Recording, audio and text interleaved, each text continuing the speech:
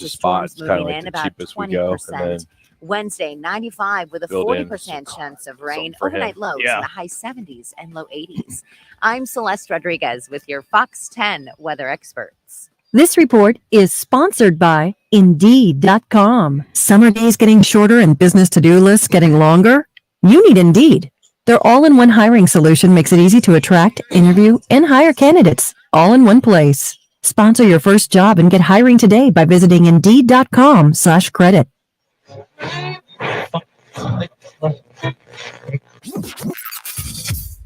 Calling all sports with Roc and Manuch with Jimmy B. Proudly sponsored by On Air Sports Marketing and is powered by the injury attorneys Lerner and Rowe. In a wreck and need a check? Make one call, that's all. 602-977-1900. And always online at lernerandrowe.com. Now time for Calling All Sports. Guys are hot. Roc and Manuch with Jimmy B on Fox Sports 910. Well, the Cards, they cashed out in Vegas. Herm is out at ASU, and D-back season is basically over now that they've lost 9 of their past 12. Welcome in Roc and Manuch with Jimmy B and Jax from Casino, Arizona. We're in the CAZ Sports Bar for tonight's doubleheader of Monday Night Football as Tennessee and Buffalo are going to go at it tonight. And then it's the Eagles and Vikings. Looking forward to that one. First game is around 4:15. Second game at 5:30. We'll have our festivities that we do each and every Monday beginning for game 2. And this week, we're doing football bingo for cash. Something that's a lot of fun that I'm anxious to see our new guy handle the crowd. The Rook? After last week, a little bit of a debacle. Did he get his push-ups? This one's going to be a little tough because he needs to pay attention. You know, it's one of those things where you turn off your phones, like like Sanders, his team. Yes, that's it. You know, we do the same thing. You turn off your phones when you're working. Get phone, get focused. Yeah, focus. Football bingo. That's right. It's here, and it's a lot of fun. So we'll be doing that. We're also doing the squares and the kickoff jackpot, which will start at $300. But let's get started. There's there's multiple big stories, but the one has to do with what we witnessed yesterday.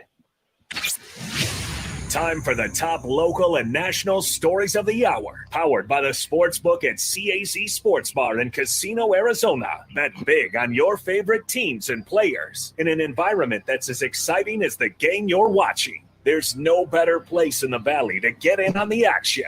The Sportsbook at CAZ Sports Bar. Now, guys, what's your top story this hour? Well, it's, of course, the Cardinals and Byron Murphy Jr. from Saguaro High School returning that fumble 59 yards in the end zone as the Cardinals win 29-23 in overtime over the Raiders there in Vegas. Of course, by now you know the narrative. They were down by 20 at halftime and 23-7 in the fourth quarter, and then they made that incredible comeback, the biggest comeback that the Raiders have ever allowed in their history, to be down by 20-0 and have a team come back and win.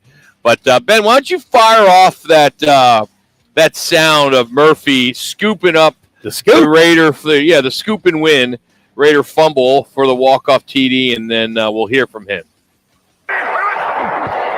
Second and 10, quick pass outside, and that is complete. That is Moreau, and Moreau fighting for yardage. The ball is loose again. Picked up by the Cardinals. This is Byron Murphy to the end zone for the touchdown and the win. I like that where the color commentator said, uh-oh. Yeah, Adam Archuleta. Just uh-oh.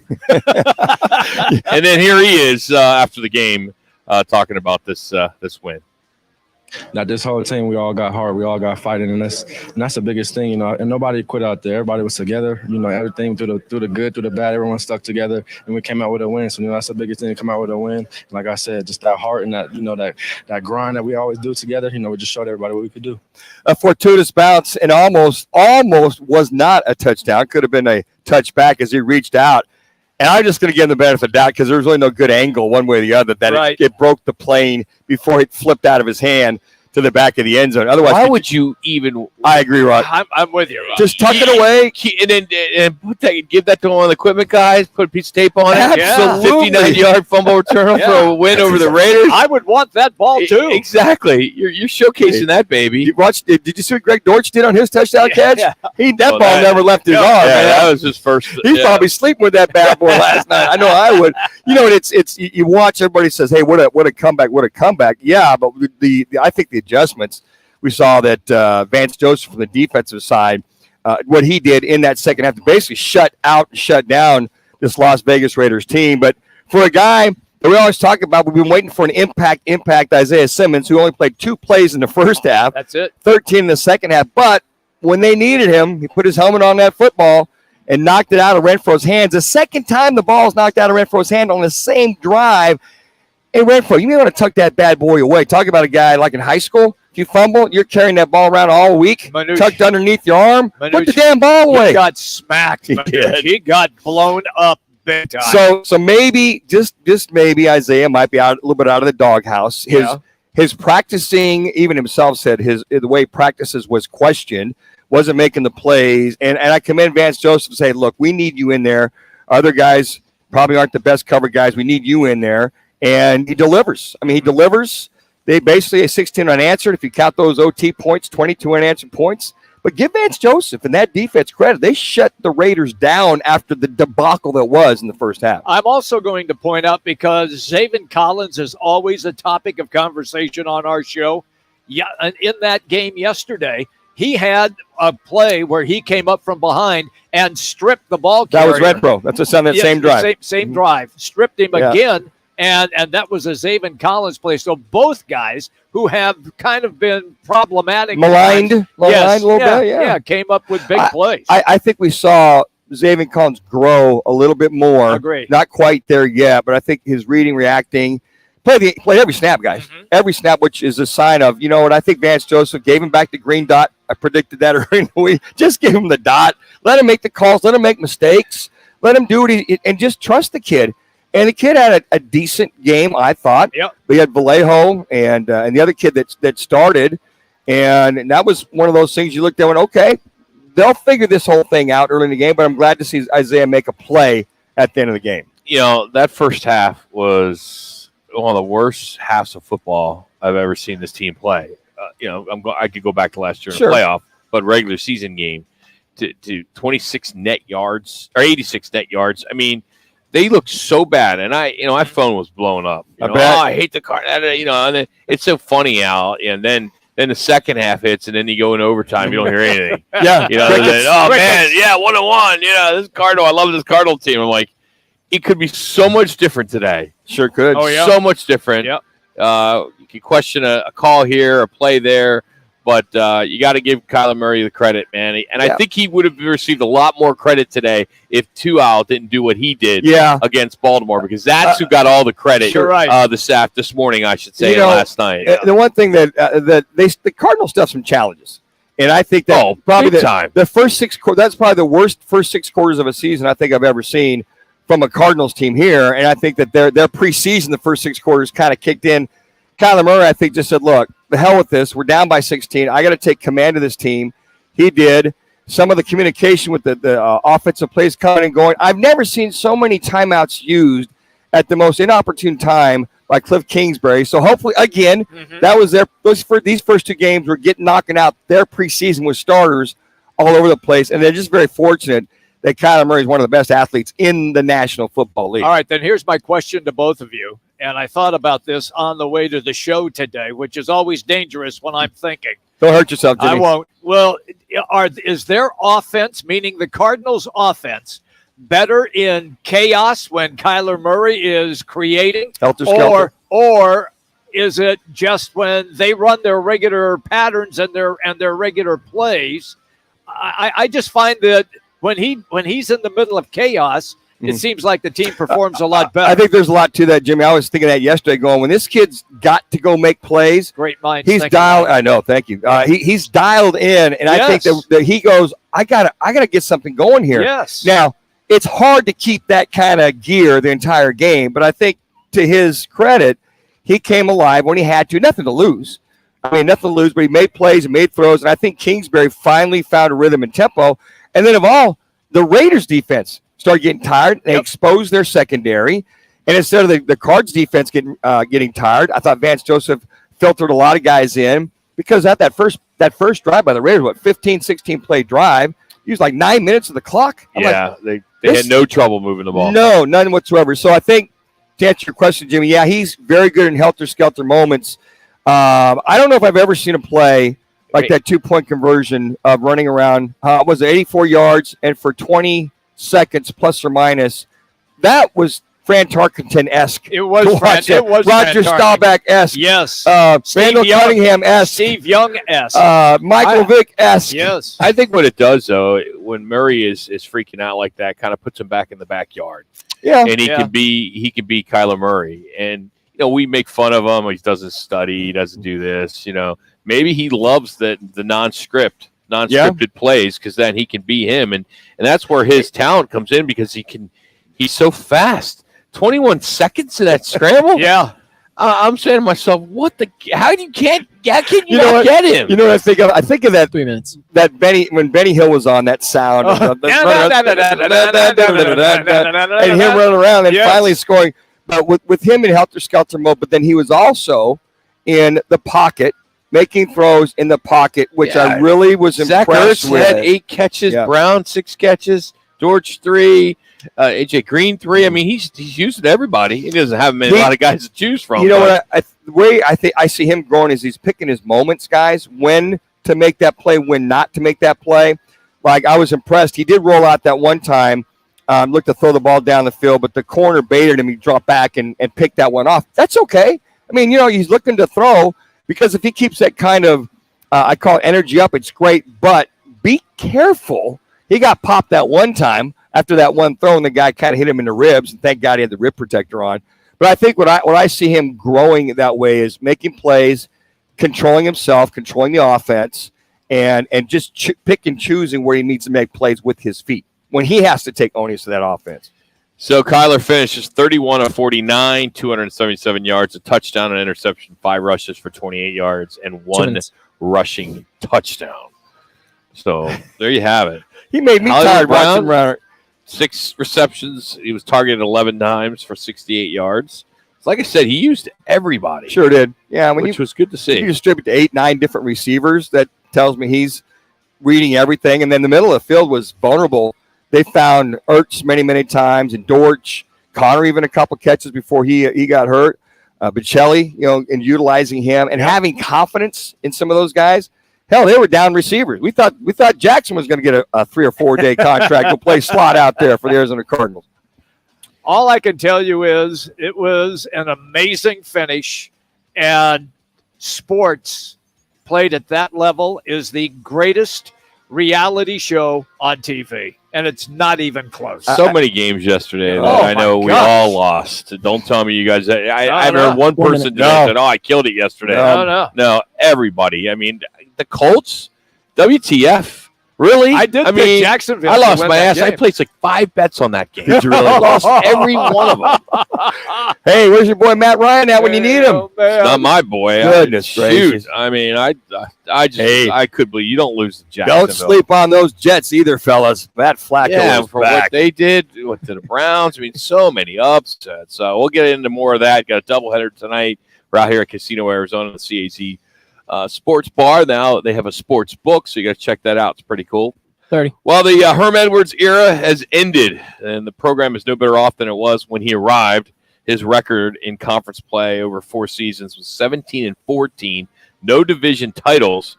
His predecessor, if you recall, Todd Graham, he was 31-23 in conference play over 6 years, but he did have 1 division title. So what are they going to do next? Devil Digest, Hode Rubino will break it down for us as we are just getting started here at Casino Arizona. It's Roc and Manuch with Jimmy B right here on Fox Sports 910.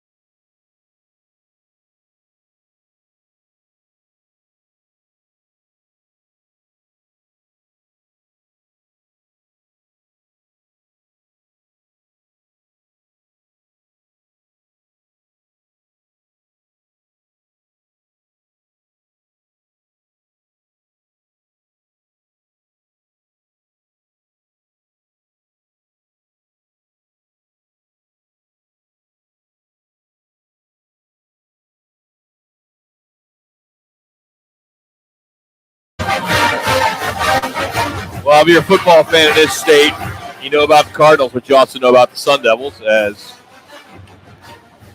officially the university said they would relinquish his duties, that being Herm Edwards, which is meaningless. It means he's been fired after an abysmal loss to Eastern Michigan. Mutually agreed upon departing, right, Rock, was the term.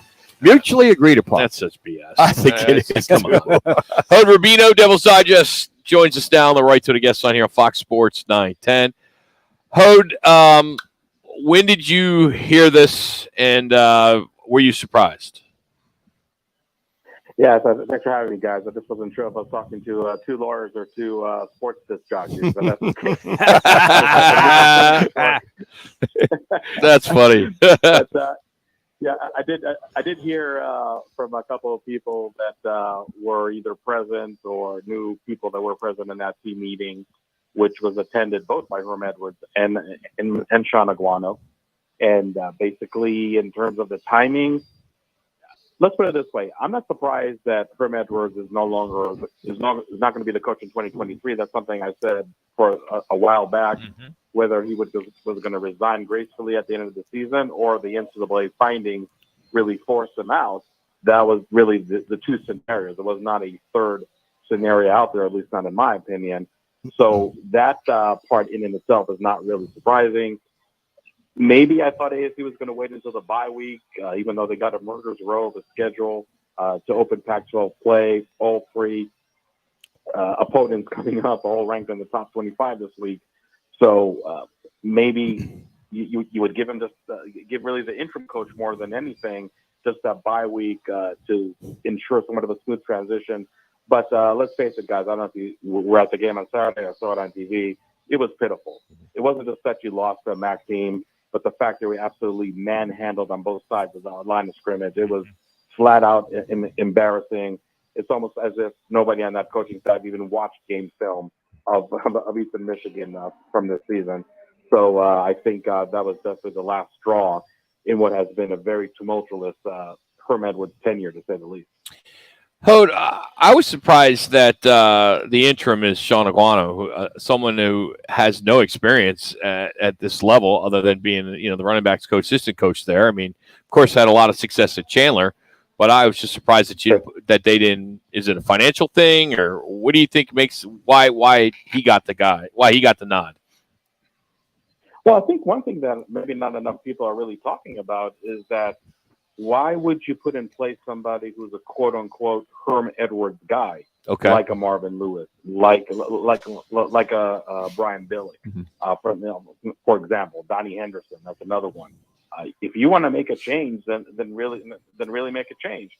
Now, look, it's definitely hard to be a position coach and not a coordinator, being elevated right now to interim head coach. And even though you do have that interim tag, now you become somebody who is reporting to Glenn Thomas, the offensive coordinator, to now being his boss.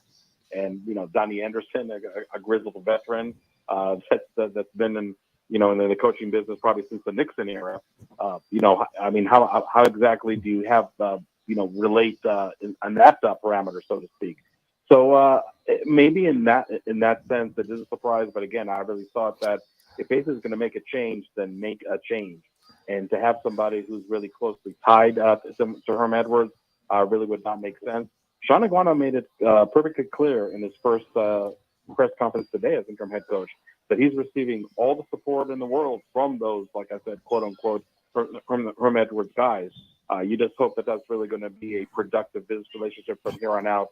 But I really wasn't shocked. I knew that if they are going to make any kind of hire from within, whether it be the interim head coach, maybe even the head coach on a permanent basis in 2023, that if you're going to hire from within, Sean Aguano was way up on that list, at least in my opinion. Well, and Sean also, the recruiting prowess he's had personally, being the connection as the Arizona coach for, as Rock mentioned, for so many years at Chandler, being dialed in with his running backs and all the above, what I think is maybe another piece that a lot of people are discussing. My question to you is now the vetting starts with the potential candidates that are out there. Because speaking of recruiting, you got to quelch that for all the recruits that are on board that say, okay, Herm's gone. The strategy for moving forward, do they hire an agency? Do they have a short list? Because that's vitally important to get that done sooner rather than later. Yeah, but I think that ASU is probably in a pretty good spot. But like a team like Nebraska, that they can really get a head start on that Rolodex, so to speak, and they don't have to wait until Thanksgiving weekend or sometime in December to actually make that call. So yeah, there's definitely a lot of loose ends to tie anytime you do make a change at head coach. Ray Anderson, ASU's athletic director, said yesterday that Sean Iguano is definitely going to get a fair shot at that position. Now, is that lip service? Is that something that actually has some substance behind it? I guess we'll find out in the months to come. But I think overall that ASU just making the move right now in September versus November, I think they definitely have a good head start on that coaching search. And I don't know if there'll be like an agency involved. I wouldn't rule it out. But I think Ray Anderson, and more importantly, University President Dr. Michael Crow, is going to be very, very involved in that decision process. And when it comes to recruiting, I mean, look, it's not that you want to have a recruiting class that's going to have maybe 3 high school guys and maybe 2 other junior college transfers. But I've said, even going back to last year, ASU, just because it's NCAA investigation cloud still hovering around above them, they're still going to go heavy on the transfer portal. And when you really have the meat and potatoes of recruiting class coming from those ranks rather than high school / junior college, I don't think a transition in head coach is really as significant as people think it would be. Hode, I'm just curious if you happen to see a video that circulated somewhat last night, and it was Anderson and Crow standing in the end zone as Herm was headed toward the tunnel. Did you see that video?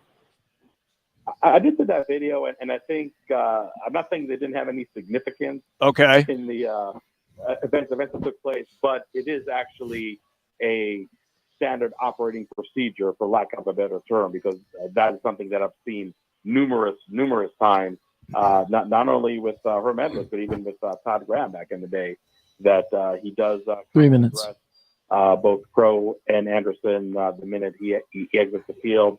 I can imagine that it was maybe kind of a tense conversation. Herm Edwards trying his best really to plead his case, and then I think maybe the decision was definitely percolating, if nothing else, when probably that conversation took place, and really maybe with how the game unfolded.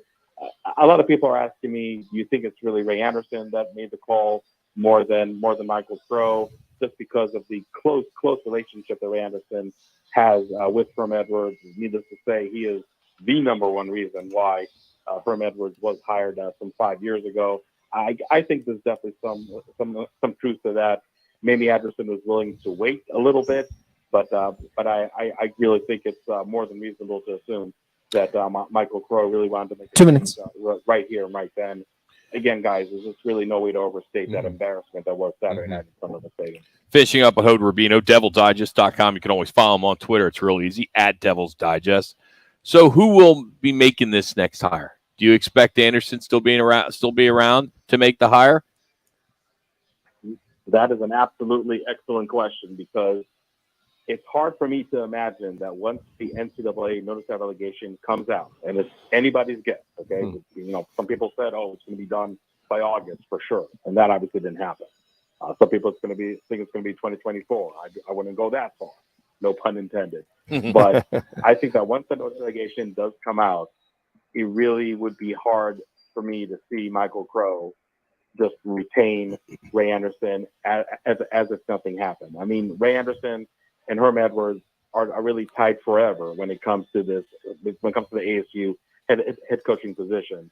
So if I'm making a prediction right now, and something I went on record before, I kind of think Ray Anderson is going to be at ASU in 2024. So does that make it really hard to hire a quality candidate outside of ASU? Emphasis on outside of ASU? Absolutely. Because one thing head coaches hate the most in college is that they get hired by an athletic director that a year or two into their tenure is gone. And now you have to impress your new boss all over again. And, some head coaches are really not interested in 30 seconds. That exercise. So that's why I think it makes the job search very, very challenging for Arizona State. I asked Ray Anderson flat out, without mentioning the elephant in the room, the NCAA investigation. Do you think this job search is going to be much more challenging than it was 5 years ago? And he said it was not going to be. Now, on the one hand, him recruiting Herm Edwards really was a piece of cake. I think that's really overstating the obvious.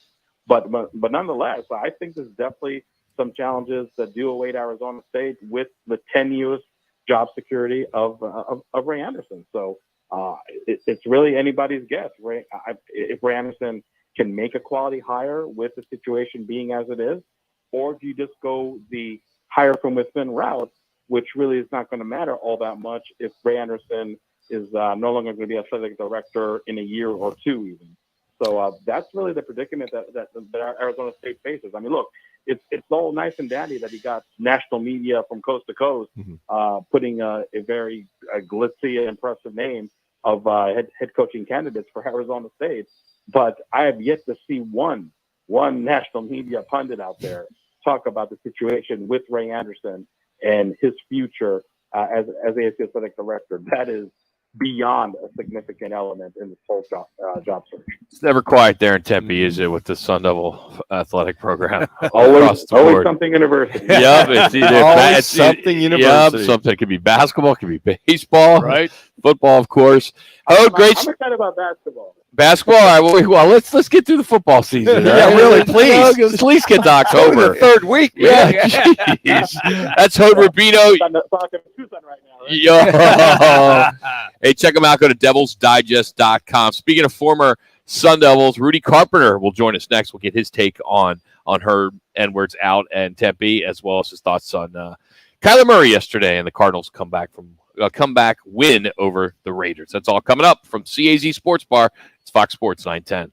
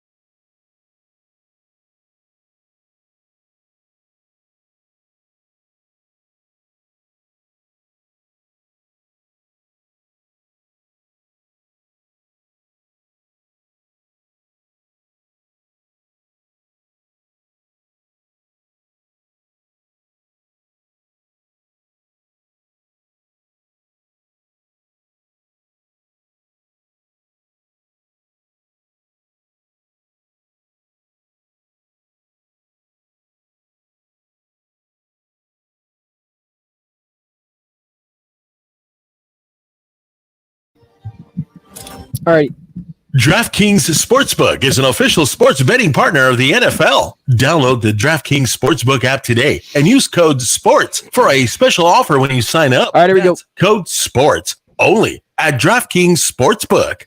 Here to talk football is former Sun Devil quarterback, who, by the way, went 3-1 against that team in Tucson. Carpenter going to go up with time, steps up, looks end zone, got a man, McGahee, touchdown! Rudy Carpenter threw that right into the teeth, into the strength of the Wildcat defense. Rudy Carpenter. You guys are hot. Now on Roc and Manuch on Fox Sports 910 on FM at 99.9 HD2. Well, it was an ugly 30-21 home loss to Eastern Michigan that served as the final straw for Herm Edwards. And now joining us, as you just heard, former Sun Devil, Rudy Carpenter on the right to it, a guest line here on Fox Sports 910. So, Rudy, your first thoughts when this came down that Herm was dismissed? To be honest with you, I was a little bit surprised, and the reason why I say that is just a few weeks ago I was in Arizona. I was in one of the local convenience stores I go to a lot out there, and I was talking to the guys that were in there, and we were talking ASU football. And one of the games I predicted to them that ASU would lose was the Eastern Michigan game. So to me, them losing this game wasn't a surprise, but I know anytime you lose to a directional school when you're an FBS program, it makes athletic directors and everybody else, want to make coaching changes. But to me, I don't understand why this wasn't expected, this game. I don't understand why you'll fire Herm Edwards now and not at the beginning of the season. What's the point? This is the last year of his contract. Let him coach out the rest of the season and then move on with the least amount of making waves as possible. So is it the right move to fire Herm Edwards and move on? I think it is. I don't really understand the timing, but I just think now we're I guess just nitpicking. Well, Rudy, I would tend to agree with you as well, too, and especially when you got pretty much murder's row coming up with Utah and USC and Washington and the likes. I agree with you there. But when you see the listlessness of the team, I thought they had a good game against Okie State for 3 quarters, that they were competitive. Hardly anybody in the stands. They got hammered, all the above. I'm like you. I get it. But, you got all this stuff continue on. And we know he's not going to be back for 2023. So was this a Ray Anderson being prompted by Michael Crow, your president, to say, go make the move now? I don't know. If you watch some of the clips that are going around when Herm Edwards is running off the field at the end of the game, it almost looks like it, right? Mm-hmm. But I don't think anybody knows. I don't think we'll ever know. When they say a mutual agreement, I wouldn't even be surprised if Herm went to them and said it's not working anymore. I mean, I don't really know. It's a really awkward situation. The whole thing's been awkward really the last couple of years over there. And unfortunately, I think the bigger story is that it's going to be very difficult to find a really good young head coach moving forward for a multitude of reasons. And I think this is going to take a long, long time for ASU to try to dig its way out of. In the game itself, Eastern Michigan, the heat didn't bother them, but it sure bothered this defense for ASU. They looked just pooped so early in that game. Yeah, I mean, the quarterback for Eastern Michigan's a kid I've known for a long time, Taylor Powell. He started off playing at Missouri and then went to Troy, and then this year at Eastern Michigan. I've worked with him quite a bit. He's a good football player. He can throw the ball. He felt good about some of the weapons that they had this year when I spoke to him. But again, for me, it's just that's the caliber of football that ASU is right now. Again, like I said just a few weeks ago, I picked this game to be a loser for them. So I guess for me, I just wasn't surprised. I don't necessarily think anything's going to change, and it's not an indictment on Sean Aguano. He's been a great high school coach in the Valley for a very long time, but he's also in an impossible situation. Rudy, you work with a lot of head coaches, college coaches out there amongst all the quarterbacks and players. As an alumnus now, your alumni hat, what do you want to see realistically that can come into Arizona State and help get this thing back on the track? Obviously, Herm, took it off the track. It's off the tracks. What would you like to see? And knowing what the investigations of the recruiting, is it going to take if you're going to get any kind of a big name guy, or will it be somewhat of an assistant? Dan, I'm being totally honest with you. I mean, I am completely wrapped up in the world that you're talking about. As we're talking right now, I'm in Gainesville, Florida, recruiting for my agency 2 of the top defensive tackles or a defensive tackle and a defensive end, outside linebacker in the country. You know, Billy Napier's, you know, someone who I've known for a long time. This is the world I'm in. I just, when it comes to ASU, I don't know, but for me, I just really hope they hire somebody who's young, who's energetic, who can recruit his ass off. And what I'm really tired about ASU and their whole just athletic department and the whole vibe at ASU is it's always about why they can't do something. Mm-hmm. We can't do this and we can't do that. And we don't have money for this and the fans don't do this and we can't do that. To me, it's just like, shut up. If Cincinnati can get to the college football playoff, I mean, go do something. And what that means to me is you're going to have to revamp that entire athletic department and get people in there who believe in success and who believe in wanting to make that place what it should be. We have to hire people who don't view this job as a stepping stone opportunity. You need to hire people who view this job as, look, this is a quality of life job. I live in a great place. It's a great university. It's a great place to live.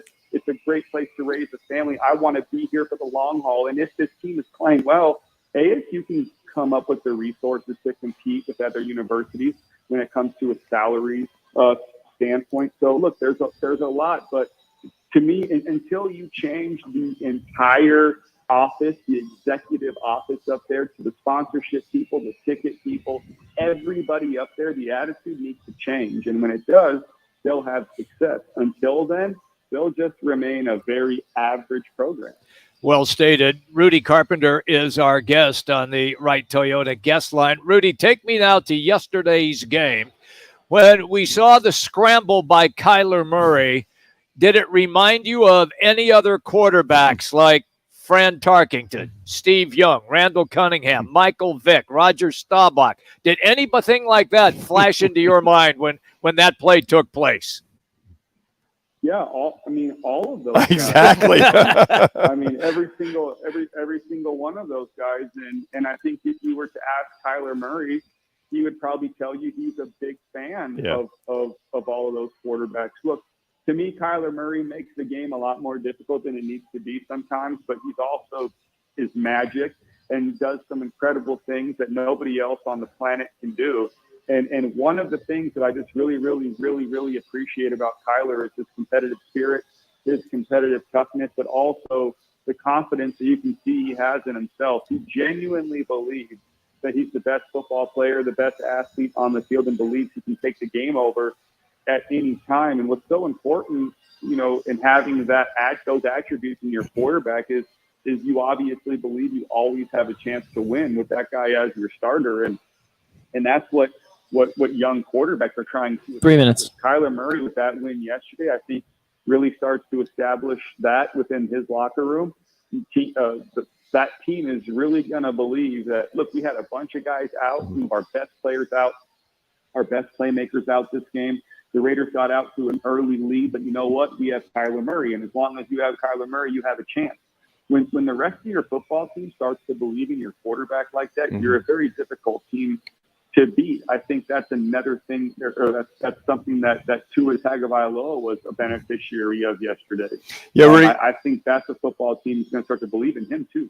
Yeah, Rudy, I think I hear you saying. I watched it yesterday. I mentioned this with the guys a little earlier. It looks like Kyler's learning how to be a quarterback in the National Football League. I thought he picked his moments, when to run, when not to run, and took the game over when he had to. But you didn't see him helter-skelter for no particular reason. I thought he kept his emotions in check. But to that point, the winning virtually came through in that last quarter. 2 minutes. Yeah, I mean, and he made some incredible plays. And to me, he made some incredible plays after some very difficult ones. I mean, to come back and make the game-winning play on the touchdown and the 2-point conversion after A.J. Green dropped the touchdown pass, that emotional roller coaster is very, very difficult, especially when you're talking about a guy like A.J. Green, who's a Hall of Famer, right? You expect him to make these plays, and he hasn't really in his whole tenure of being here. But, yeah, what you said I think is important is you're starting to see, you know, a quarterback who really believes in his abilities and believes he can take over a game when he needs to. far this year hasn't shown or hasn't been the guy that's tried to force things to happen. Rudy, great stuff as always. Thanks for joining us on the road. We appreciate it. Good luck with those guys, and we'll catch up with you next week. Thanks. All right, guys. Thank you. That's Rudy Carpenter joining us as he's out there recruiting. Good for him. Yeah. He is driven by All City Towing. All City Towing continues to grow.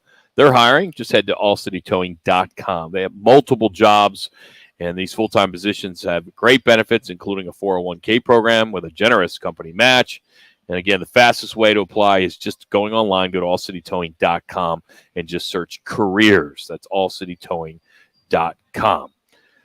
Whoever at ESPN is responsible for deciding on where College Game Day should go each week should have gotten a raise for last week. Yes. Appalachia State was awesome there in Boone, North Carolina. Yeah. And what a great place.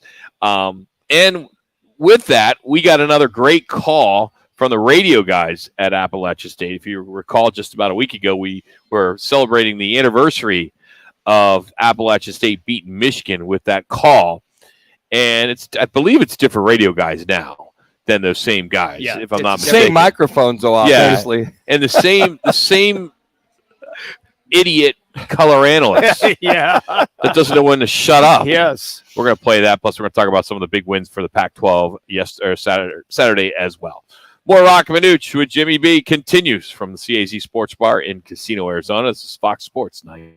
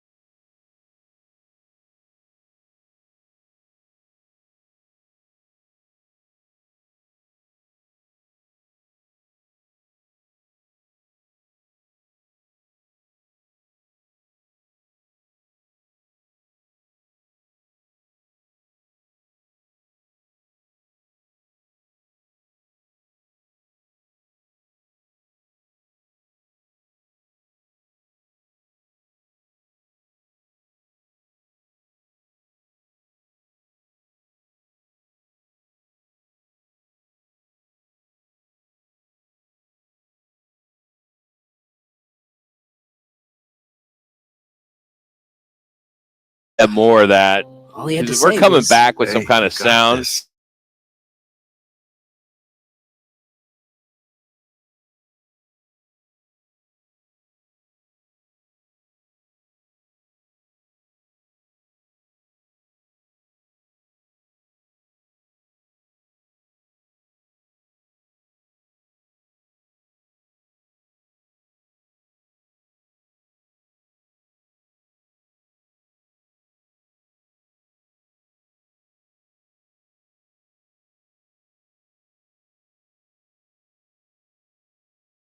In pop culture.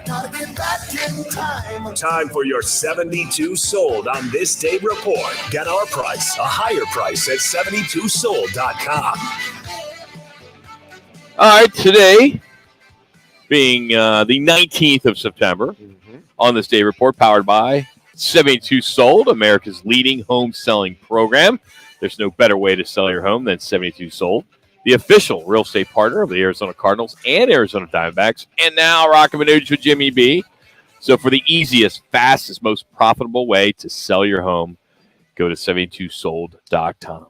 Get our price, a higher price, at 72sold.com. So what we have today, I go back to 2016 first, and we have former pitcher Curt Schilling and some other officials of 38 studios agree to pay $2.5 million to the Rhode Island Development Corp in a settlement of a lawsuit over the failure of video game design company.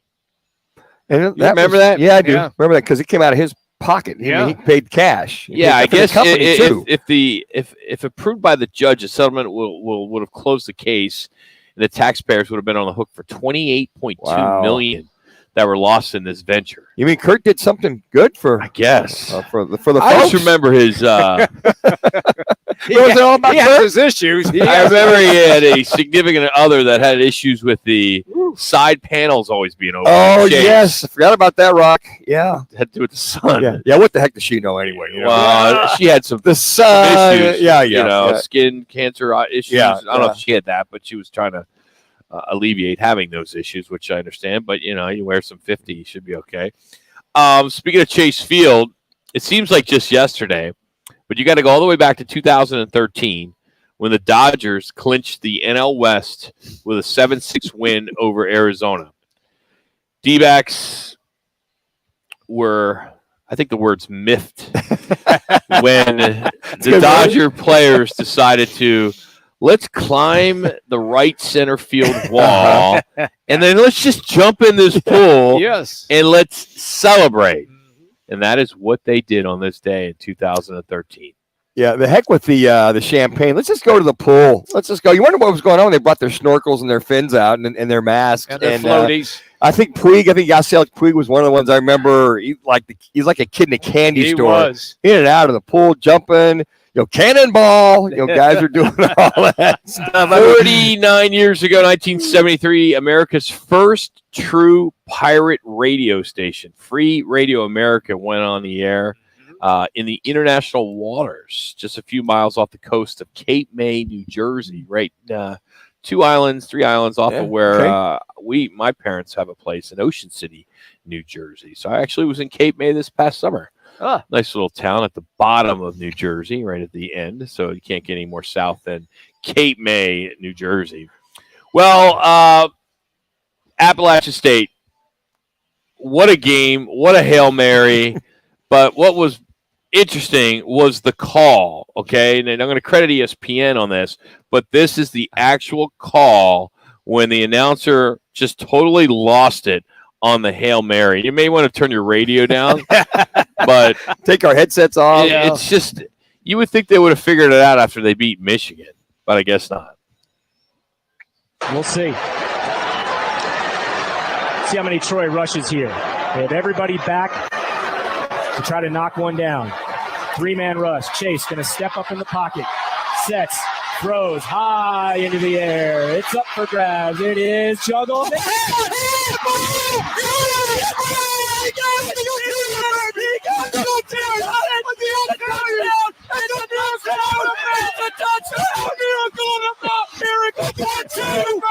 Miracle Part 2. Oh, they didn't give up on this. Oh, my gosh. Don't you do it, baby.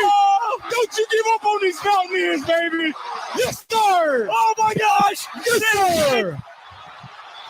What a play! Deflected back into the arms of Christian Horde. And they storm the field. App State wins on Miracle on the Mountain Part 2. Miracle on the Mountain. That was a good call there. I like that. That was fine. But, Jimmy, I think you'd have that master's class with these young men and what not to do. And color guide said just lay low. Yeah. Let it all play. Let the play-by-play have his fun and do his thing and comment after that. It ruins the call. The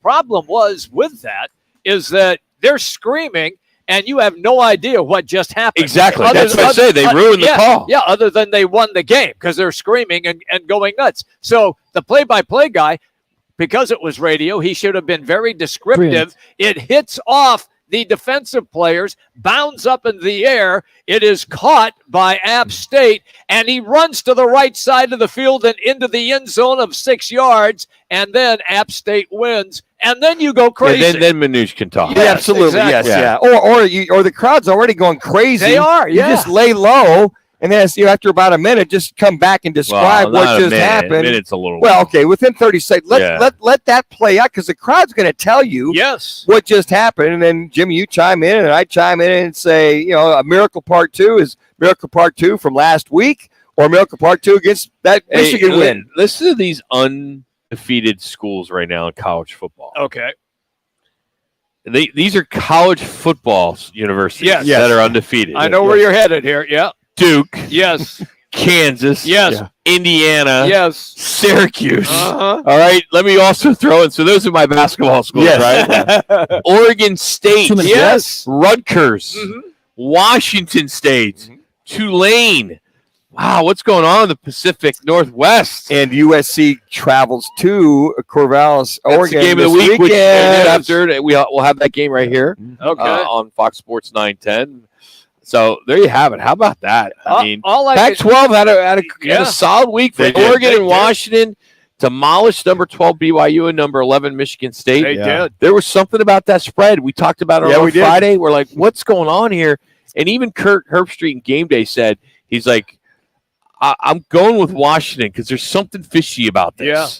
Because everyone felt that Michigan State, you're coming in as the 11th ranked team. You're going into Washington. It should be no problem, right? But, man. I can tell you this, the Penix, who is the quarterback for Washington, who played at Indiana, and he was superb at Indiana until he got hurt. I think it was an ankle injury, which knocked him out for the remainder of that season. He then transfers 50 seconds. and heads to play for the Huskies. Now you're seeing the Michael Penix that everybody in Indiana saw prior to that ASU, injury. if you're watching, that coach what's doing things at KU, what he did last year and doing now, go hire him. If you can win at KU, he's rising there from the ashes. 30 seconds. There's your guy right there. Bring him in. He's got a pretty good track record. He'd do your guy, ASU. That Northwest, man. Oregon, Washington, Oregon State, Washington State. What is going on? Yep. It's the first time the Cougars and the Beavers have been 3-0 in the same season since 1915. Wow. You were just a young man. Yeah, Jimmy trying to get in a Mesa community. I was trying to call that game. Hour number 2 is coming up from Casino, Arizona. It's Roc and Manuch, Jimmy B.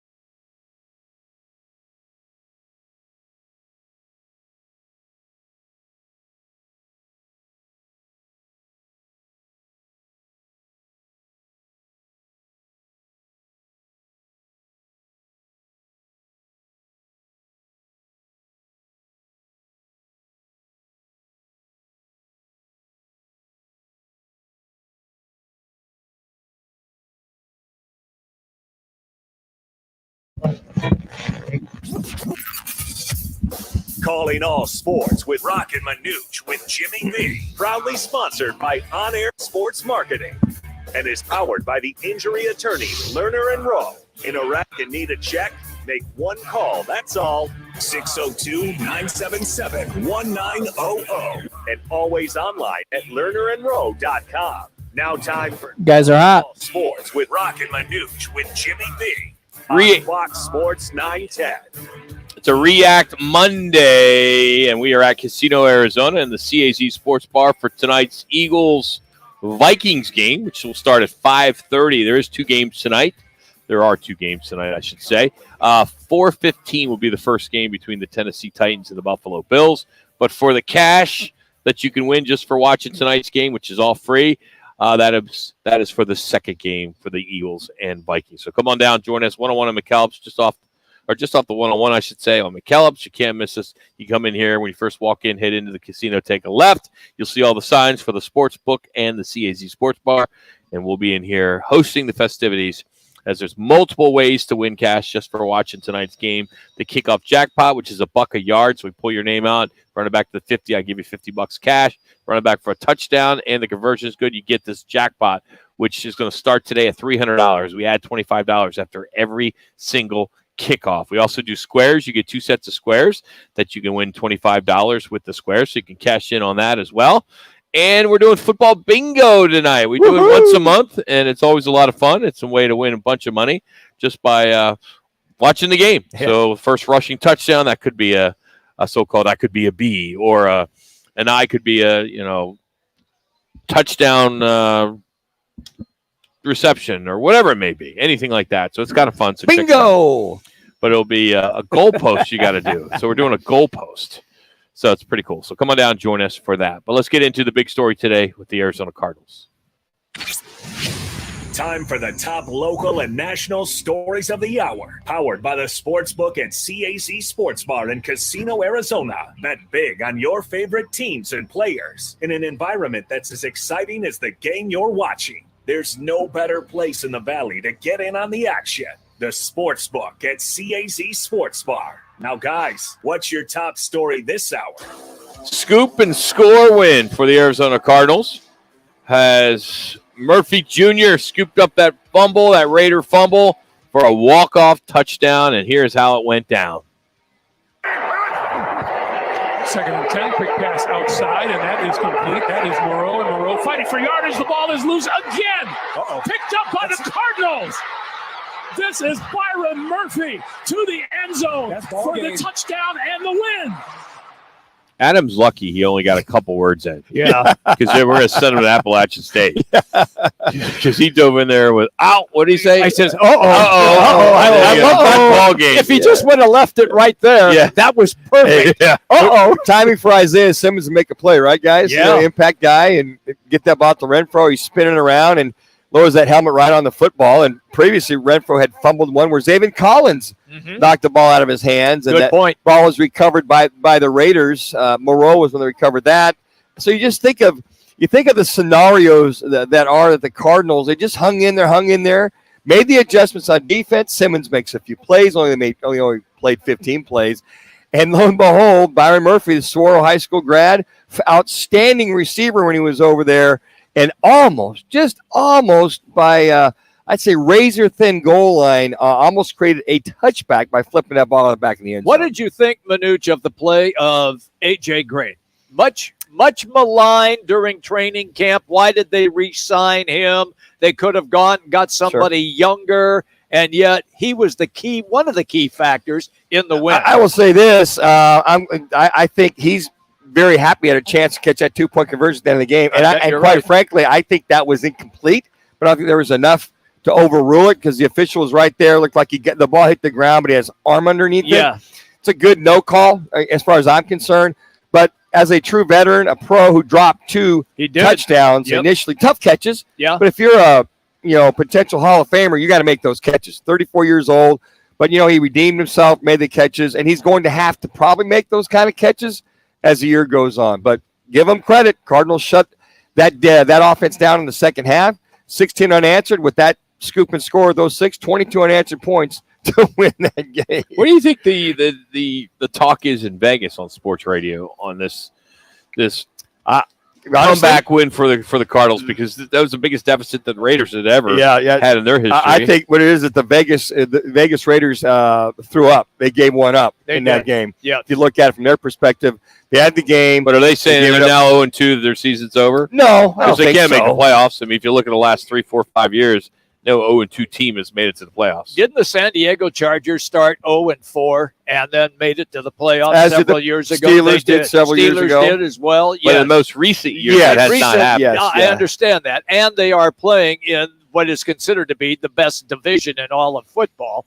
So, you sure it's not the Eagles and Giants and Cowboys? Oh, Rock, just go drink some soup. Well, the thing I think that the percentage that everybody's talking about is just to start the season. Now, there's been teams that have lost 2 or 3 games in a row during the season, and then they recovered. But that's a tough hole. You're down 0-2 coming out, right? Yep. And to come out and you got to win the next one and the next one. There's really no easy outs in the National Football League. Agree. Especially after what we're seeing after the first 2 weeks, so much parity. Yeah, which you got to love. I mean, everyone's fan pick'em just got destroyed. It reminds me a little bit of watching the last 4 or 5 minutes of an NBA game, what we've seen the first 2 weeks of the National Football League. You look at the Dolphins, was it 23 unanswered or 26 unanswered? You look what the Cardinals did. Look at some of the teams. Look at what came back. The Jets. Yeah. But, I mean, all of a sudden, these guys kick in. It's like, where's this been the whole game? Like the NBA last 3 or 4 minutes, Jimmy. Yeah. It's like, okay, all of a sudden these guys kick in, go, oh, we can smell victory. Or if we don't step it up, we're going to lose.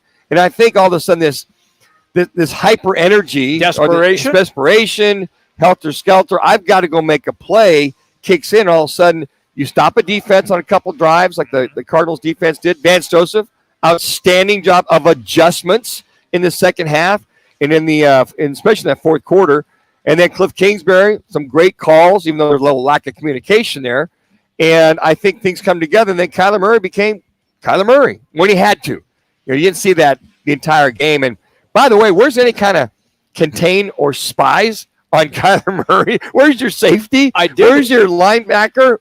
Somebody? I did just account for him in the first half. Watching the game on TV, I did hear a reference, and I forgot which player it was for the Raiders, but he was acting as the spy on Kyler Murray. Strong safety. Yes, and they did reference that in the first half. But after that, nowhere to be found. Well, and they blew it. There were a couple things the Raiders did. They blew a lot of stuff in that fourth quarter. But on that 2-point conversion, your linebackers or front guys, it was a penalty, so they moved it back. So it was 7 yards versus the 2 yards, which, quite frankly, worked out good for the route to run a dig route. Basically, the 10, basically it's a 17-yard dig route to allow A.J. Green to get the back of the end zone and have some separation. But what they should technically do on the 2-point conversion is have guys up at the line, the goal line, just to make sure he doesn't cross the goal line. You can let him run around, but you got to come up within a 5-yard cushion. There was nobody there. Yeah. So when he waltzed into the end zone off the left side, guys were like 5 or 6 yards back, so they forgot the responsibilities. I can tell you this. Josh McDaniels is probably having a heart-to-heart with his defensive coordinator. I bet he is. He probably had it last night and this morning. Let me show you the tape again. Where's our basic core fundamentals? Fourth and or 2-point conversion on both 2-point conversions. Where's your core fundamentals? And for that linebacker to not tip that pass, he tripped. Yes, as he's going. He did. He tripped as he's going to jump up. Missed it, and he just missed it. Otherwise, he knocks that down. And we're talking about the Cardinals' loss versus a victory. What a big difference today would have been. Oh my goodness! You are absolutely right about that, Manuch. Answer me this question, okay? Since you've been on the field in chaos situations. What do you mean, when all the cheerleaders get in the way? Well, that too. Or when they're trying to bring in the heaters. When he dropped his clipboard and everybody when I've had to make that hole to get that extra field goal. Rock see me slamming that towel after a game time field goal. You did. Denver Broncos circa 1979. Here's my point. On the scramble by Murray, which took like 22 seconds. Yeah. 20.8. 20.8. Was it 20.8? Okay. All right. How come there wasn't a holding penalty? Yeah. You would have thought that, or a block in the back with all of that chaos going on. I will answer that question. I watched all that and watched it again. This is Fox Sports 910 Vegas. So I 3 minutes. I thought the same thing. So I watched it again. But they were good about keeping their hands in. Okay. And they just kind of kept getting in front. And even Kyler said, look, they only really had 2 defensive linemen. The guys were 290 or 280. They weren't going to tackle him. So they just made sure they were, just bumped him out, let Kyler make a move. Okay. So they never wrapped around him because everybody else was down the field. They rushed 2 and dropped 9. But 20 seconds of him just doing his thing. Unbelievable. Just amazing. I kept waiting to see Hanky on the field, and it never came out. He ran basically, gold medalists run the 200 meters in about, 21, 22. Yes. Here's the equivalency of a 200-meter run. And you know what? He goes off the sideline. Might have been a little gassed, but the kid's in shape. He's in shape. The kid's in great shape. Yeah. And then if you saw the video after the game when they were celebrating, yes, and Kyler Murray goes to the sideline, and there were a bunch of Cardinal fans, and there were some Vegas fans there, and they were all just slapping him, and he got slapped in the face. I've watched it 5 times now in a row. Okay. I know they're going after that guy. Yeah, they are. But as you watch it back and watch it, it doesn't, to me, and I'm not a Vegas fan at all. I can't stand the Raiders. I know that. It doesn't look like it was intentional because he got slapped on the shoulder, he got slapped on the side of the head, right. But this guy actually hit him in the face. And I don't think it was I could be wrong, but I watched it 5 times now, and I'll watch it 5 more times. And the more that I watch it, it just seems to me that there are a bunch of people throwing, just trying to, because he's, it's you don't go into the crowd like that. This isn't Green Bay, where everybody in that stands are a Green Bay Packer fan. I mean, there were probably 3 or 4 red shirts, and then all the rest were black shirts. Why would you jump into a hostile environment like that? You're asking because he's excited. That's why. I get that. Celebrate with your teammates. Jimmy, I think your point, Rock, is you're just asking for it. You are asking. If that's here, okay, you go in. But he goes in there and he's jacked up, fired up the end zone line, with the base back to the end zone line. And you're right. Everybody's going hysterical. Raider fans are pissed off. I mean, all that. And that kid, you know what his intent was. But if you expose yourself to something like that, heads up. Like everybody's trying to get out. Hit his pads, and he got hit inside the face, and security. They're right there. They can't do anything. You're going in there. You're basically asking for it. Imagine if he'd have dove into that crowd with Raider fans. And it's number 2 story on ESPN right now. Yeah, number 2 story. Yep, that they're going to get the guy, and it's really hard. You really got to stop the tape to kind of look at it and find out whose hand it really is. Did it look like because the first guy guy hit him a couple times, right? Yeah. That's the guy he jumped into. Yes, who's wearing a white shirt. I couldn't tell if he was a Cardinal fan or not. And hey, Kyler, don't come back to the scene of the crime. You got in, just you can look at the guy, but don't. Well, I think he's shocked that he got hit in the face. I agree with you. I think that shocked him. Did it look like the guy hit him with an open hand? Because that's what I thought I saw. I've looked at it a couple of times, but it looked like it was an open hand. Well, that's what it's been. That's what's being reported, that it is an open hand slap. Yeah. But my question is, a lot of the guys had open hands. They just he walked right into it. Yeah. So you can make a case that he walked into that open hand. Is that a misdemeanor? I know I'm not going to win that battle because it's our quarterback. But the more I watch it, it's hard for me to. I agree, Rock. To say buyer beware. That this guy intentionally did it. Yeah. So. Hey, it's Rock. I want to continue to tell you about 72 Sold, and how could you not know by now that 72 Sold is the easiest way to sell your home for top dollar? And they are, truly they are, and they have made the Inc. 500 list for the fastest growing real estate companies in America. They've been featured in Forbes, ABC, CBS, and NBC. You'd be crazy to sell your home any other way. So for the easiest, fastest, most profitable way to sell your home, head to 72sold.com. 72 Sold, the official real estate partner of the Cardinals, Diamondbacks, and now yours truly, Roc and Manuch with Jimmy B. So go to 72sold.com to get a higher price for your home.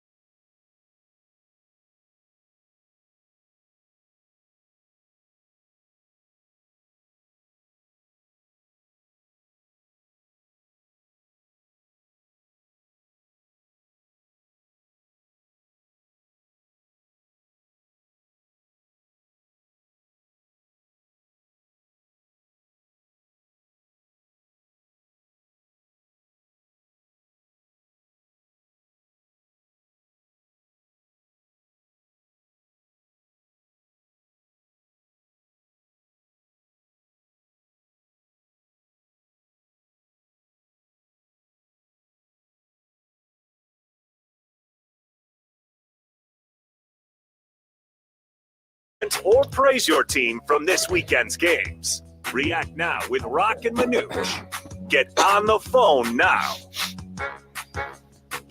Had some tough plays that we couldn't make. 10 seconds. Make them, and then had that, fourth down. Hollywood had a good play. Guys are hot. Play on it, and then to come back and end it like that. Just tremendous effort. That's the coach, Cliff Kingsbury. He did everything right in that comeback, that's for sure. Only one, that's what counted. Or this would have been a pretty bad React Monday. But the phone number is 602-260-9191. Two topics that we'd love to hear from you. One is the Cardinals in this comeback win. Mm-hmm. It's just what it's going to take to get this team, on the right path and possibly into the playoffs. Because I know many of you, even myself, we're going back and forth with friends in that first half, saying, dude, this is the worst team I've ever seen. This Cardinal team is so bad. From what we saw the last two games, the playoff game and then last week against Kansas City, it's just awful. Just awful. So we'd love to hear from you on that. And then your thoughts of Herm Edwards being out at ASU and who's going to what kind of coach do they need? I think they personally just need a football coach. Yes. They don't need a CEO like they were trying to do. Yeah. They need a football coach, a young football coach. Doesn't need to be an alum. Just somebody that can come in there and coach football. And Nebraska needs the same thing. You hear so many of the pundits out there that say, hey, look, just come in here and recruiting, which is going to take a hit. Obviously, we know it is. Yep. That's fine. You got to be all over it. I disagree with that, Manuch. Let me just. Why you got to have players, Rock. You don't win in college football. But the transfer portal has changed recruiting. I get it. That you need to be able to recruit in the transfer portal. That includes the transfer portal. Yeah, but that's not what you're referring to. No, you were talking about recruiting. Okay, I don't think recruiting is as important anymore.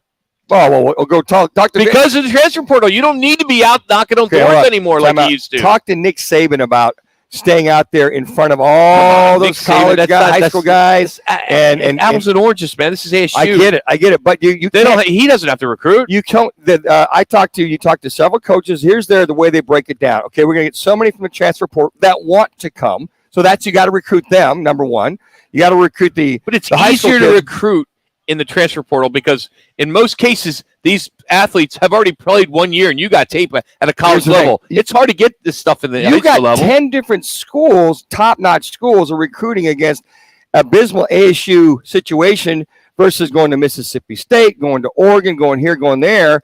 They've got more clout, more panache than you do, so you can't rely on the portal alone. I'm not saying that. I'm just saying it has changed the way coaches have to recruit. I get it. They're not recruiting the same way they had to before. But that's just a Rudy Carpenter talking about. You got to be all over a young guy out there recruiting his ass off just to lose him after a year. No, yes, Manuch. Look at this team right now at the ASU. 40-something of those guys. You know what? How many are there from the transfer portal? But look at the guys that they lost. Look what caused all that. The sanctions. But Manuch, look at the quarterback. I do have one quarterback right now playing D1 that's still at the same school over 3 years. Right. All your guys have left. They've left and they're playing. I know, but that's what I'm saying. It's so much easier to recruit now if you got the transfer portal. Okay. The world has changed when it comes to that. Okay, easy to go find guys, experienced guys. But easier, yeah. You got to go find. You got to go. It's grassroots still, Rock. These guys are going to have to be. You talk to any top coach out there from the high school to junior colleges, there's a strategy. The portal, it's great to have guys that are proven, but those say there's 2 or 3 running backs. You've got 10 different schools. So when I say recruit them, you got to go make them feel wanted. You got to convince them why ASU is the best. But it's easier to go to those. It's easier to go to that transfer portal than going out to Des Moines, Iowa. No, and getting in a car, renting a car, and going down and talking to mom and dad and all that. It's transfer portal has changed. I get it, Rock. Business is. I understand that, and I think that the biggest thing is what this new coach is going to have to do with hiring a new staff is have a good strategy for these kids that come in to make sure they understand. Hey, you are part of the program. You're going to be here, and you go get a little bit of the portal. Go to the high schools. You got to go to junior colleges. Just to lose them in a year. Well, you hope not to. But that's reality now. That's that you've been on the come. I'm watching every game this week. Yeah. Okay, the top 10 teams went 10-0. Sure. Right? I would bet 9 of those 10 teams have a different quarterback than they had last year. That transfer somewhere. Look at the Pac-12 with all those quarterbacks. Well, they're all transferring. And ASU same thing. Same thing. But not only that, I would put all my money and all my effort into just being in that transfer portal. Well, they do, Rock. They have their their budgeted situation. I mean, they don't have to highly recruit them as much as they do the other guys, because you got to remember, these kids in Arizona, with the ASU being down, U of A being up, if you're that new guy, you got to go win Arizona, number one. And I think that Coach Fish down in Arizona, he's won the recruiting battle in Arizona. So that was his number one goal. I talked to Coach Fish about this. He said, you know what? So the portal's one thing. I got to go win Arizona. And he did that. He's winning Arizona in the high school levels. He said, here's my strategy. It's part portal. I get it. He said, but I got to go after JUCO guys to fill spots. He goes, but I got to go win the high school battles in Arizona. We'll tap into California. We'll tap into Texas. We'll go tap. We're going to let these kids know that when you get on campus at U of A, you're going to probably play, and we're going to do all we can to keep you there. So that's coming straight from the horse's mouth. Yeah, it's all well and good. There's like 5 linemen. Well, out of those 5, you recruit them, but you may only get 1. So what about the other guys you got to go after? I'm not saying don't recruit the state. Don't recruit. I'm just saying you don't need to recruit at the same level as you did in the past. You need to be on that transfer portal and know everything about that transfer portal. I get it. If you have recruiting coordinators, they could get more done sitting in front of their computer than being out on the road. I get it. They do. They all know, and they do, but they're not going to get a lot of guys that they want. Now, what you need to do is you need to master the transfer portal, and you need to be at a university that is all in on the NIL. And if you're in on that and you're in on the transfer portal, you're going to have success. Therein lies the other white elephant in the room. Do you have enough, if I'm in the portal, for me to come to ASU? What does my NIL look like, Arizona State? The $1 million that you guys have raised, that's nothing. Okay, good. That's nothing. Absolutely. Now, the other thing on top of that is, if you look at the model that Texas Tech is using to pay $25,000 to every player that finishes and is qualified at the end of the year, then kids will look at that. Portal, recruits, whatever. There's NIL, and then there's the additions on top of all that. So these kids are smart, okay? Exposure, the program, do I have a chance to play? What's the NIL look like? There's the transfer portal. So this coach that comes in, all of a sudden he's got this minutia of everything that he's got to garner versus just worrying about high school recruiting. Because he's got to go compete against the Joneses, who can go pay a Arch Manning $250,000 or $500,000 on year. So I don't go recruit that kid because I can't compete that. So there's that strategy that too. Who can we go recruit that we really feel we can get to come into ASU? Number one, keep them. And number two, who's in the portal we feel we could really get that can come into here? I don't know if the philosophy anymore is to keep them. I mean, yes, you want to keep them. You would love to have a kid play here for 4 years, but I don't think that's reality anymore. Well, a kid could come here and play for a year or two, have a little bit of success. He's gone. You can't control that. Especially if NIL, we don't know how that's going to look in a year from now.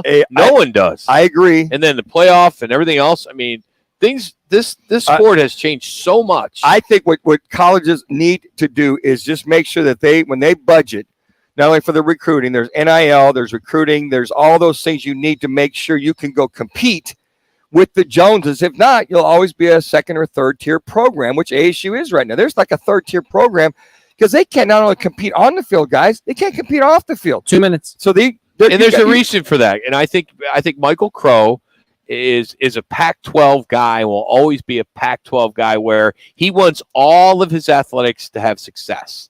And there's no way by doing that, you don't have the money to put into one and have success. That's the difference, I think, at ASU, because, they're non-revenue sports. They have a lot of success in those sports, those Olympic sports, right? Whereas these other schools, big schools, they put all their money into football or they put all their money in basketball, and then they just feel like they're going to live off of that to help those other sports. And they do financially. And I mean, that model has been working forever. Sure. I don't know why ASU continues to try this other model that hasn't worked. Well, but I don't think a championship in football or basketball is as meaningful to Michael Crow and his staff. He would rather see swimming and tennis, and that's fine and all that. And they got a lot of that. Mm-hmm. And they always take pride in all their GPAs and things like that. So things are good for Sunday. I mean, people just look at the basketball and football program, but outside of that, the athletic program is pretty strong there when it comes to success. Yeah, in the Pac-12. I think as far as football is concerned, I think the athletic administration, I would agree, needs an overhaul. I think Ray Anderson and his philosophy and that place needs an overhaul. If the university, Michael Crow wants the football program to succeed, or if he's cool with 500, 600 getting a bowl game every year, then so be it. That's what ASU is going to be. And plain and simple. And if you're going to, if that's your philosophy, then every 5 or 6 years, when you see an empty stadium, when a team like Eastern Michigan comes in and rolls you over, then that's what you expect. If you're going to pay for bologna, well, that's the kind of taste you're going to get. You want a prime rib? But these TV contracts, it's almost like NFL now. No one needs to go to the games, and the others still make money. That was college football's turned like that too. Yeah. Right now, the ESPN contract, we reported last week, was like 100. What did I say? 112 million apart. 30. With the Pac-12 for school. Yeah. Yeah, I mean, it's like they're like so far apart that ESPN broke off talks. You get what you pay for, Michael Crow, and if that's what it is, so be it. We move on, and they're getting paid pretty good. Well, I'm just talking about he's doing pretty good. There's a reason why he has all that money to build all these new, arenas and I get it. If you're not putting that into that football program, though, then if you're going to go out there and not put that money in the football program, expect to see what you're getting right now. But mediocrity is okay in Phoenix, Arizona, because it's always been ASU football. Yeah, they've never been a powerhouse. Yeah. Ever. Twice, maybe in the last 50, 60 years, we can go back. Rose Bowl. You win a Rose Bowl. You lose a Rose Bowl. 1975, you're number one with Miami and ASU, and they beat Nebraska in the Fiesta Other than Bowl. that, it's not like there's a history here. There's history. No, there's great not. Players that have gone here that went on and played in the NFL and had success, but they're just they've never been a powerhouse. Can't sustain it, Rock. Hey, there's Brock Osweiler. Yeah. Hey, ABC 15's Craig Philly will join us next. It's Roc and Manuch with Jimmy B out here at the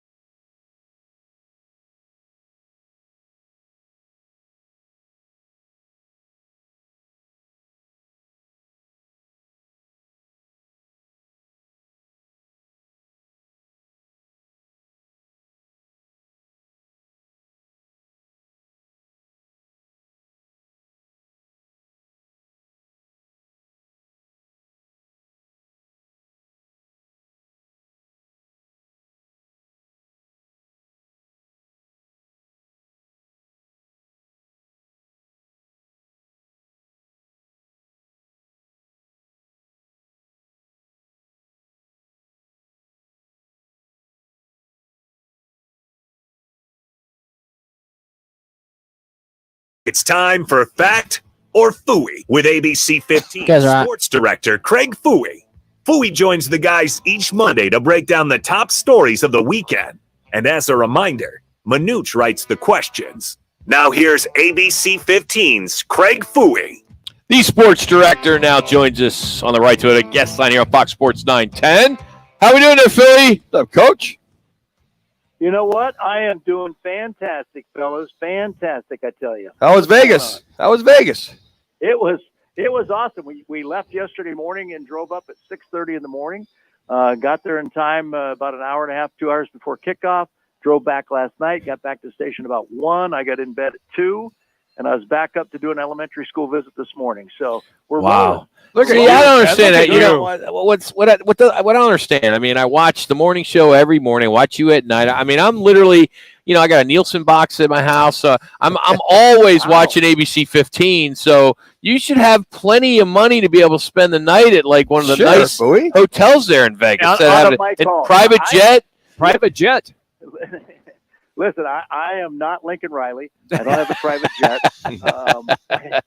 I don't. My budget is contingent on my bosses. Yeah. But no, I was happy to be there. Got great chance to see that game. I wasn't too happy at halftime, but at the end of the game, everybody was celebrating. You should have heard the locker room. It was crazy. Yep. Of course, we got the Herm Edwards news, then the Sean Aguano news. Just got a chance to talk one-on-one with Sean. And then ran over to Cardinals and just talked with Cliff. So yeah, it's been a fun. It's only 2:30. And you got it's only 2:30. Yeah. Well, this is the highlight of your day, Absolutely. So let's get to it. 5 questions, all written by Manuch. Here's the first one, and I would bet $1 million that this is going to be a fact. Kyler Murray had his best fourth quarter performance ever as an Arizona Cardinal in the win yesterday over the Raiders. Fact or phooey? Fact. Yes, $1 million. Can I throw in overtime too? Listen, sure. Listen, without Kyler Murray, that game doesn't go the way it went. I'm sorry, and you can say what you want and complain about Kyler all you want, but I'll tell you what, his determination, him taking over that game. They outscored the Raiders, and you guys know this, 29-3 in the second half in the overtime. And let me just share this in case you don't know this. Here's an interesting fact. At halftime, the Cardinals offense had mustered 86 yards. Right. At the end of the third quarter, they had mustered 207 yards. You know what they finished the game with? 413. Yeah, I knew it was over 400. They doubled their offensive output in the fourth quarter, and the overtime. I mean, that's phenomenal. And you've got a guy in Kyler Murray who took over that game and made things happen. That first 2-point conversion, 21 seconds long. I saw Next Gen Stats had him running 84.9 yards in that play. Just phenomenal. The guy has that killer instinct. He has the winning attitude. He took over the game. And I'd asked him yesterday after the game, I said, what was your mindset? He goes, I just know I had to take over. I had to do whatever it took to win.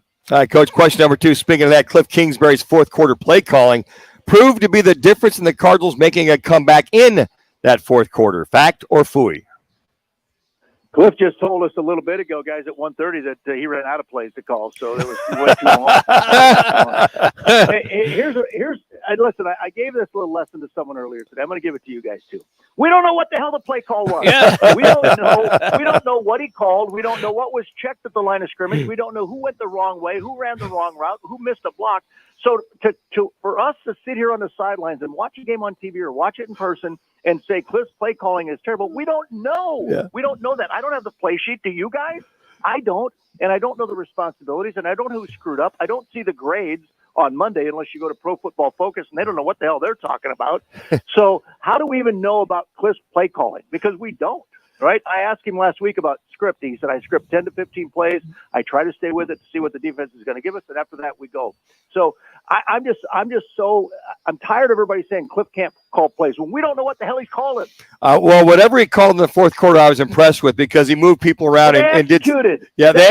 Well, that's probably the execution of Cliff Kingsbury's fourth quarter offense was probably the best there. And on top of that, the only other things, there was still a lot of miscommunication, Coach, not only in the second half, that fourth quarter as well, the timeouts. So there's still some flaws as far as getting guys even set up to run the plays. Well, you heard Kyler's explanation on the 2-point conversion, right? He's like, look, and Cliff said it today. He goes, I was late getting the play call in because I'd literally run out of 2-point conversion plays. I was trying to figure out which one would work. Wow. So Tyler got to the line of scrimmage, and this is, you talk about maturity and leadership. Smart. Tyler got to the line, walked to the line of scrimmage, and he saw guys were still not sure where they were going to line up, and they didn't have any timeouts left. So he literally said this yesterday. He goes, I let the clock run out because I figured it was better to get an extra 24 seconds and make sure guys were lined up correctly and have that extra 5 yards than it was to go up to a critical play like that to tie the game and send it to overtime and not have guys knowing what they're doing. So that's maturity. That's leadership. That's a quarterback saying it was in my best interest to take that 5 yards and make sure guys knew what the hell they were doing. And on top of that, Coach, as a quarterback, that extra 5 yards gave him more room to run that dig route the back of the end zone, kind of lengthen things out from there. So, yeah, you're right. Very smart. Just let it run down. Don't panic.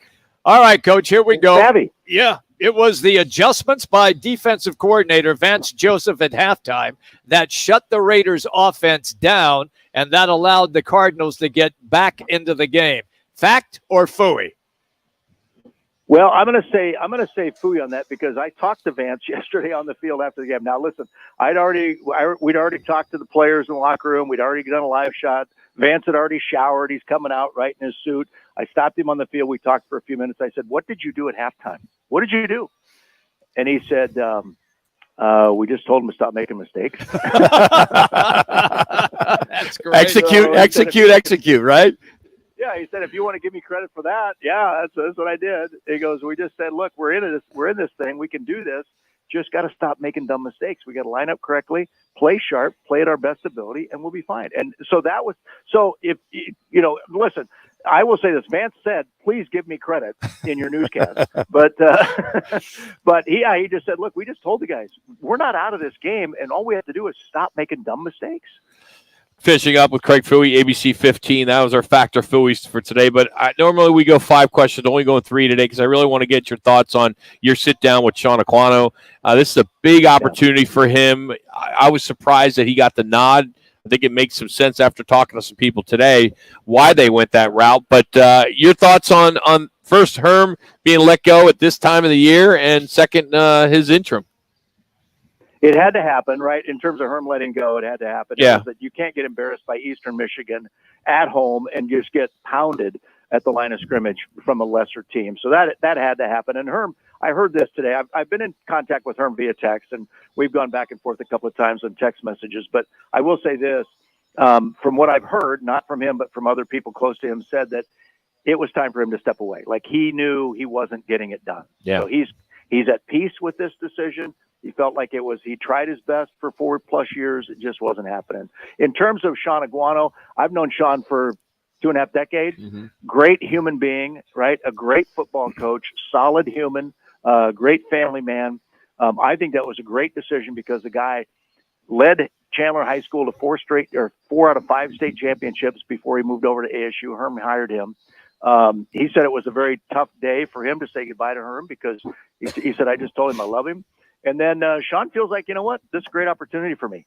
And I asked him specifically about the coaching staff because, about 3, 4, 5 of those guys have known Herm for like 30 years, right? So there's a loyalty to Herm. And he said, I honestly believe these guys are going to jump on board, and we'll see how it works. But he's getting down and dirty already, man. He said, I didn't sleep last night. I had about 27 things I wrote down on my notepad next to my bed, so I don't think I slept. And he's excited. He believes they can get it done. Let me follow up with that. If he has any success whatsoever, like even gets him to a 500 record, is he a candidate then for the job? Or in your estimation, are they going to go outside no matter what?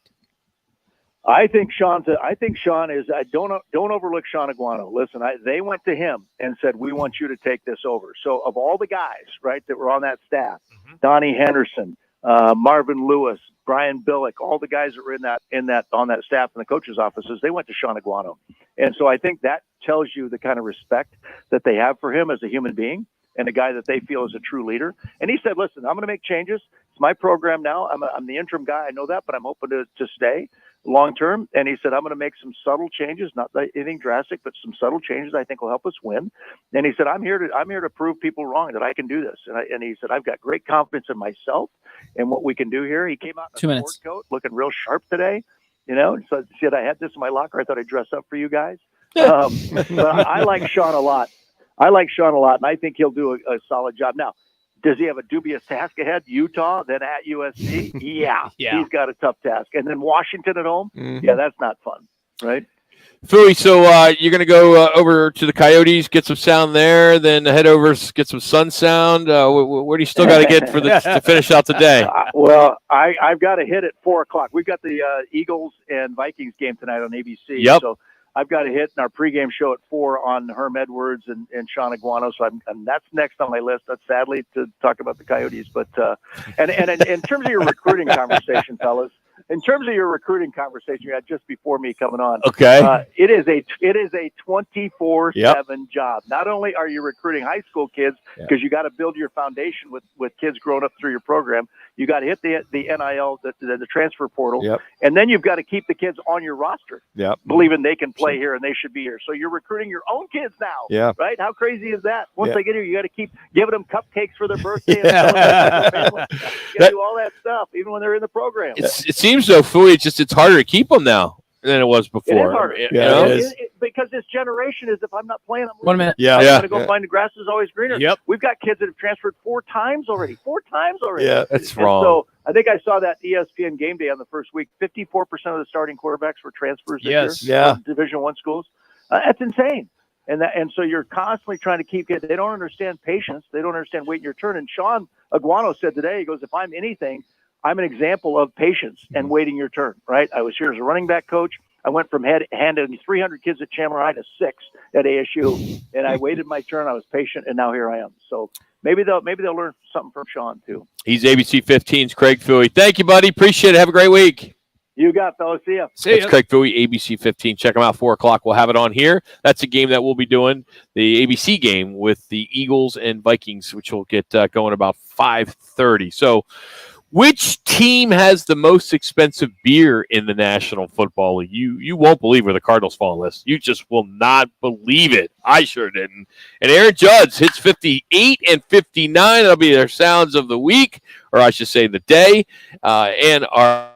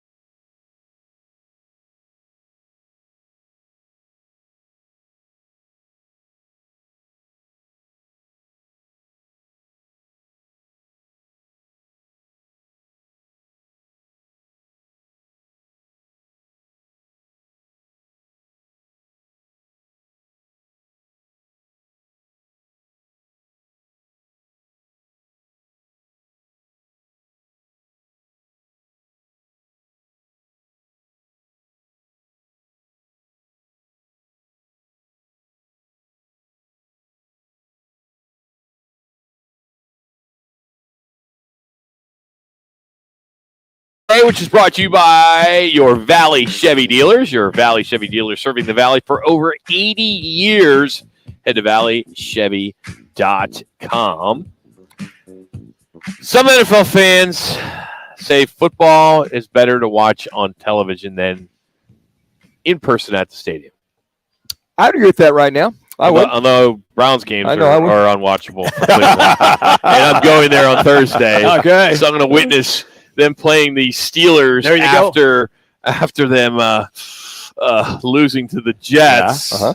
I'll never forget And last time I was to New England. Last time I was there, it was a Steelers game as well that I went to. Okay. And we hit about 3-4 bars in the flats beforehand.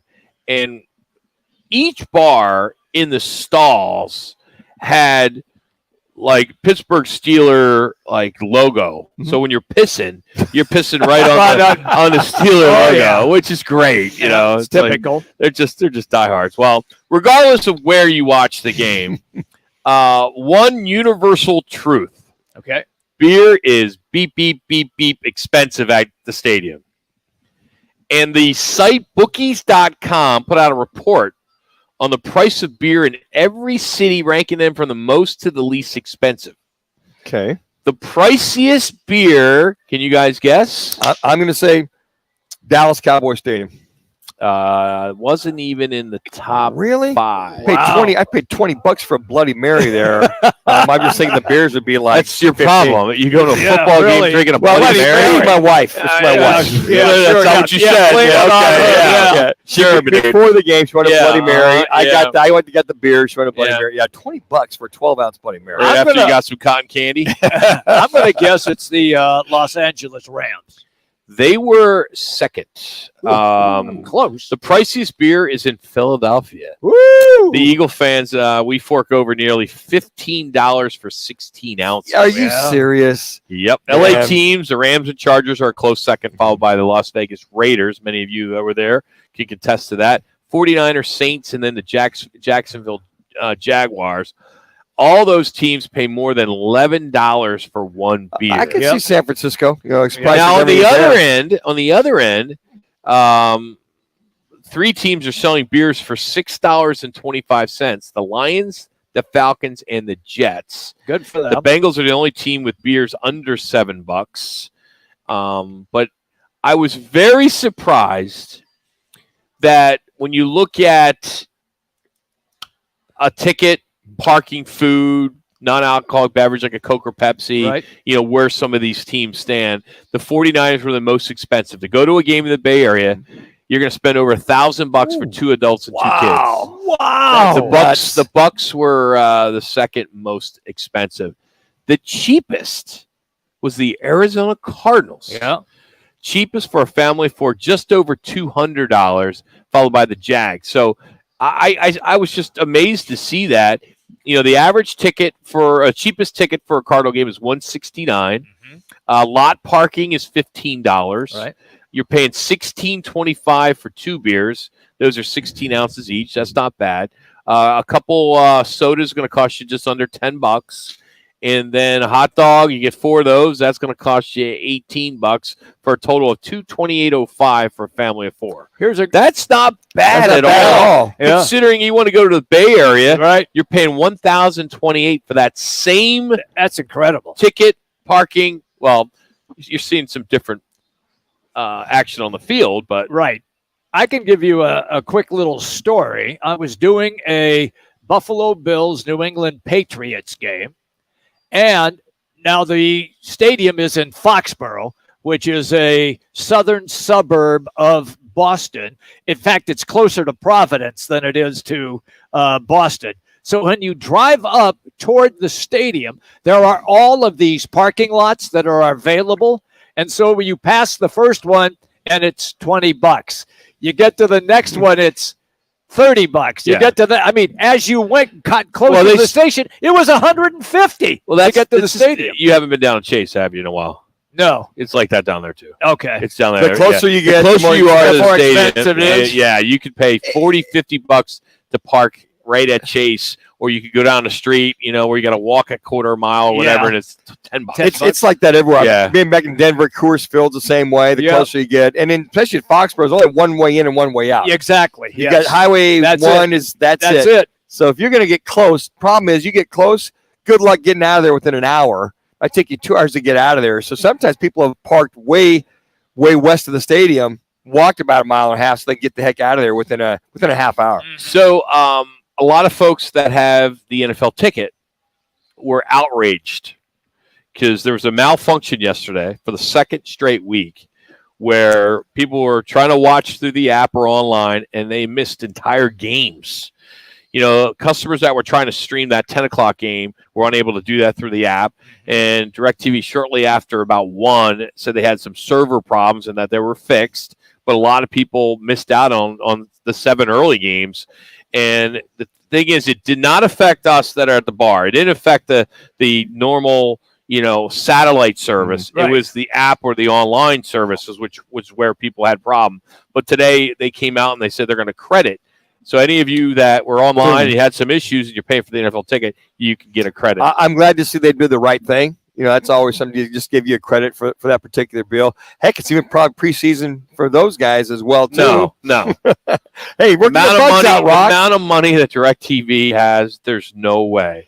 Supposedly, I guess everyone who has the Sunday ticket stream that broke yesterday, they could file what they call a chargeback. And it'll go on the credit card, and DirecTV gets charged $15 every time a dispute is filed, and more if they get more than 2% of the chargeback. So go ahead and get your money back. Speaking of DirecTV, my poor dad, he's got DirecTV. Calls me about 5:30.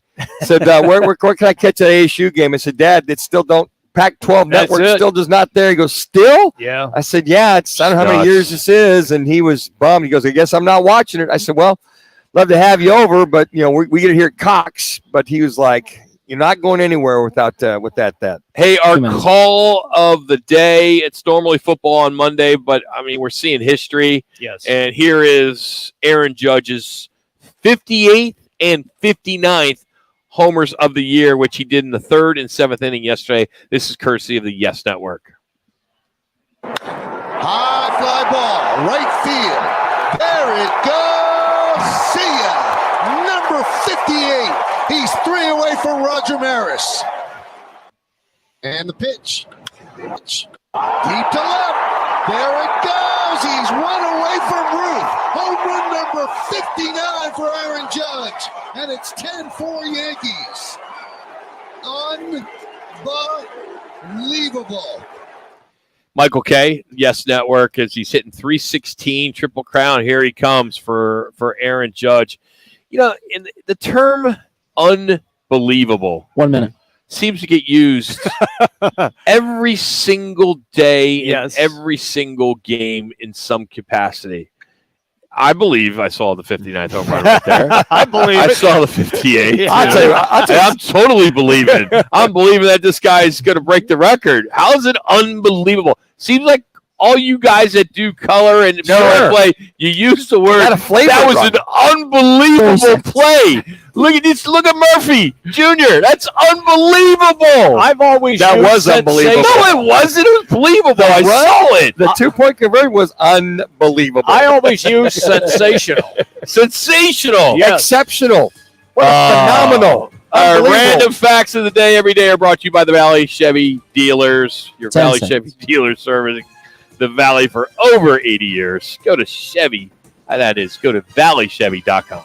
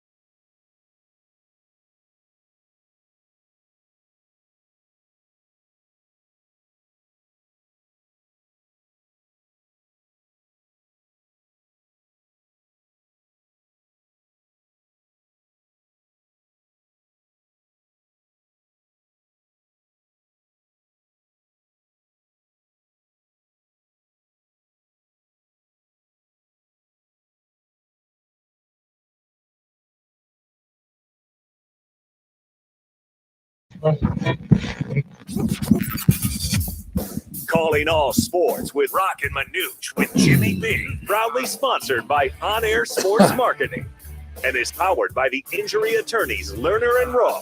In a wreck and need a check? Make one call, that's all. 602-977-1900 and always online at lernerandrowe.com. Now, guys are hot. Calling all sports with Roc and Manuch with Jimmy B on Fox Sports 910. Barnett Jacobs, you have been fired. That just went up on our Facebook page because he's just blowing us up with 2 out. Yeah, he's a big Dolphin fan. Yes, kid from L.A. Being as a Dolphin fan. Well, when your teams move all the time. Oh, that's true. You can't keep them. Yeah. Oh, Right? You know, Raiders Rams come and go. to St. Louis and back, this and that, and whatever. He's confused, Rock. Yes, he He's is. But he'll be here running football bingo tonight.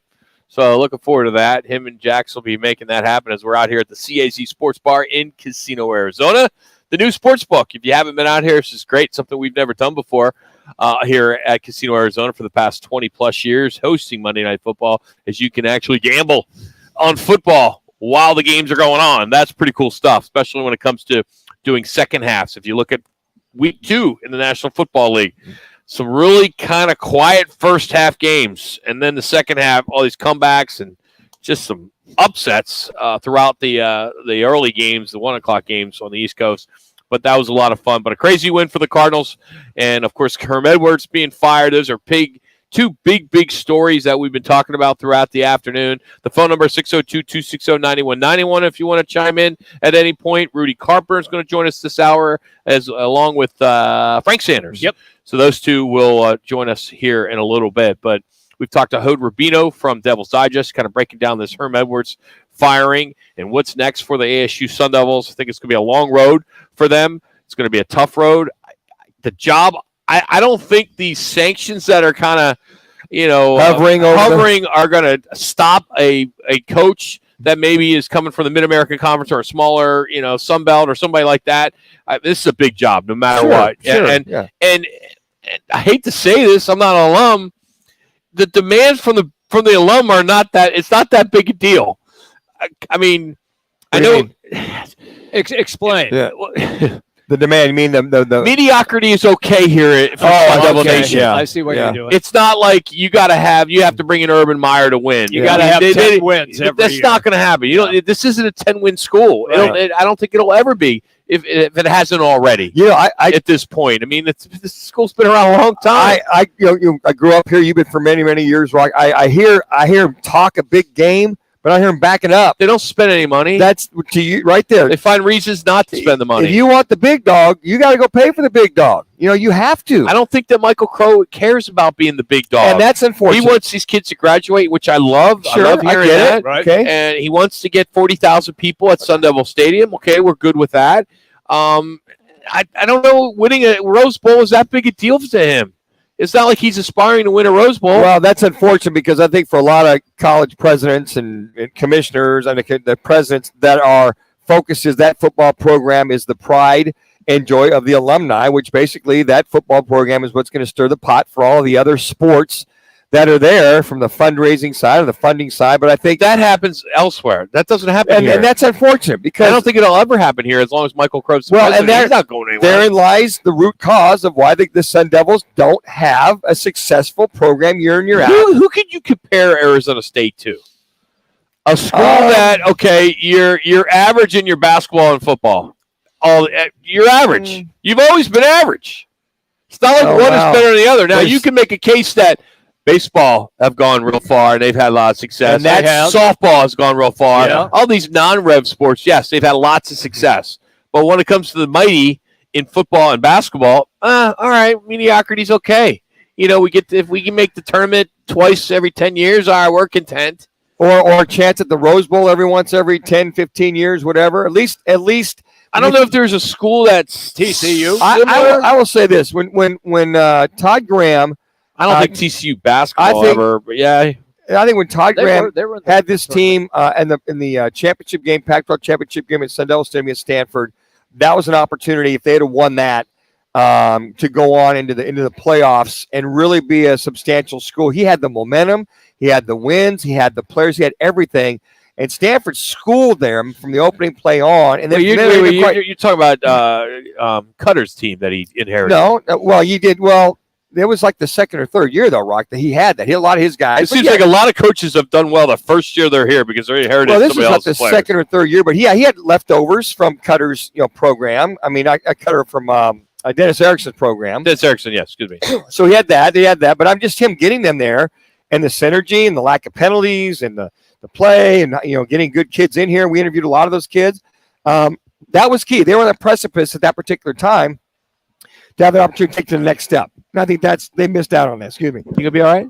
It's okay, Manuch. He's gassing out. You're all right. I mean, you're Sun Devil. I mean, mediocrity's okay. Grew up you're in okay. Sun Devil, 7 wins, 8 wins. You're good. No, I'm not good with it. This is a city that throws. This is a city that I dearly love, but still throws a parade when you're a runner-up. Yeah, I know. I mean, that's not going to change. I mean, I have so many Sun Devil fans that they don't care, and I don't understand that. I would have loved to go into a school as big as Arizona State. I mean, I went to a small Mid-American Conference school where I went to every game and had fun, and the team I saw 3 wins and a tie in 4 years. I mean, here you have it's Tempe, it's Mill, it's like there's so much to do, so many beautiful people. You have some great facilities. You should be knocking on that door every single year. At least be in the conversation with Washington, Oregon, and USC. Should be one of the 4 schools. They used to be, guys, but not anymore. No. Not in 30 years. They were never in that same breath. Rock, when you had 96. Okay, maybe when you beat Nebraska. But when you had some of Cutter's teams right in the mix of that, Dennis Erickson, some of his teams right in the mix of that. Yeah. And you just had they weren't perennial, but they would every 3 or 4 years, they'd be, depending on their recruiting and who the quarterback was and what they did, they'd be in the mix. Think about that with Todd Graham, as I just mentioned. He was in the mix with Stanford. They Pac-12 championship game they were at, okay? So that changeover happens. So you get 1 or 2 every decade? Well, and unfortunately, that's right. But now, look at the rest of the Pac-12. And even USC would go down. Look at the rest of the Pac-12. And the schools that have been consistently mentioned, Oregon, every year. Sure. But USC's been down. They've had their cycles. They're still up. Okay. They're still but USC. Now, look at the last 4 or 5 years. Before Pete Carroll took over, they were down several years. Carson Palmer won the Heisman without Pete Carroll, but they were up and down. Now that Matt Leinart won a Heisman there, too. I mean, USC's always been prominent. Reggie Bush won was well. I mean, I disagree. That USC's always Carroll left, that one bad year for them feels like 10. Before this year, that team has been down several years in a row. Look at the coaches that they've had. Clayton the last couple of years. Hilton, where's Clay Hilton. They were down. But so they were still considered a perennial. They weren't a powerhouse whatsoever. They're still scheduling their non-scheduled, their non-conference schedule. They're playing a USC team to open this season. But I would say an SEC team. Oregon and Utah have been the most consistent the last 10 years in the Pac-12. I think Washington's been up there too. Okay, they've been down the last 4 or 5 years. Sark went in there, tried to cure it, had one good year, and that was it there. So when you look at those teams that are Oregon, Stanford was at time. They've been down the last few years. Cal's been down. So you look at Oregon. Cal's never been up. Well, they were up several years when Tedford was there as the head coach. Yeah. They were up there for several years. What do you consider up? Winning? You're not winning the Rose Bowl. If you don't win the Rose Bowl, you're not up. Ranked in the top 20, 15, top 20. Cal was there at Tedford. You just asked for a school that was similar to Arizona State. It's Cal.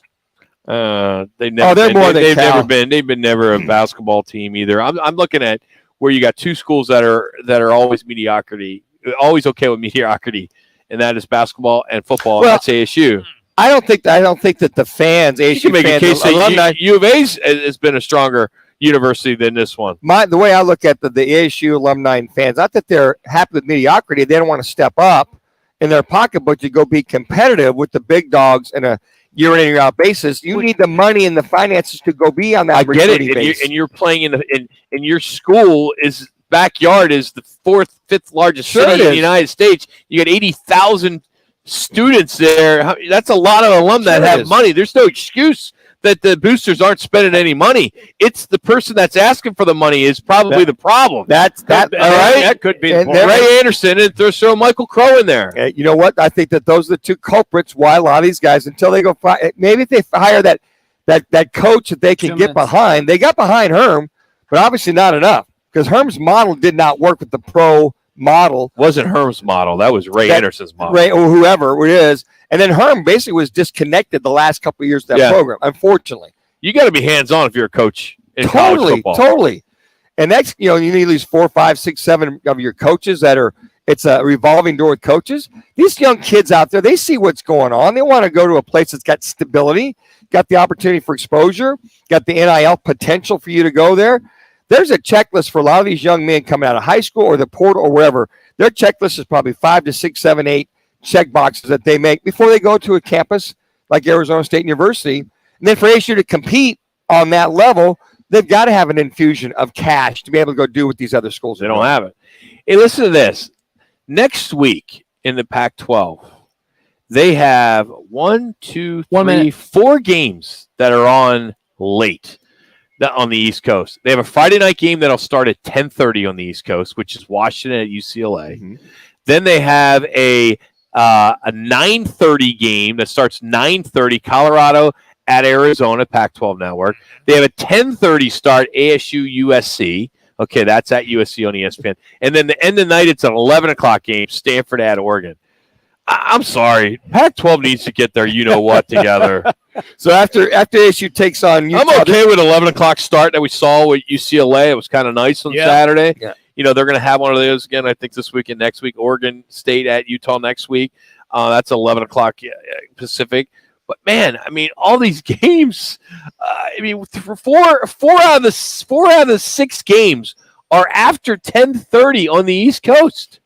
30 seconds. If they have those people have insomnia back there, they'll be watching those football. But you're right. There's nothing. The U of A and who they got in a week. Arizona hosts Colorado, which is the worst team in the Pac-12, no question. So if you want to go to sleep, I give Arizona a lot of credit for winning.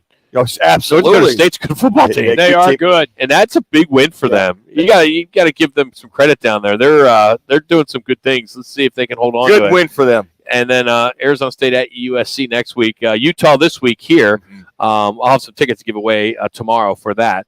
But that's nuts. Just absolutely nuts. Hey, let's catch up with Rudy Carpenter next. Get his thoughts. He's a former Sun Devil on Herm leaving and this loss to Eastern Michigan. It's Roc and Manuch with Jimmy B coming to you live from the CAZ Sports Bar in Casino, Arizona.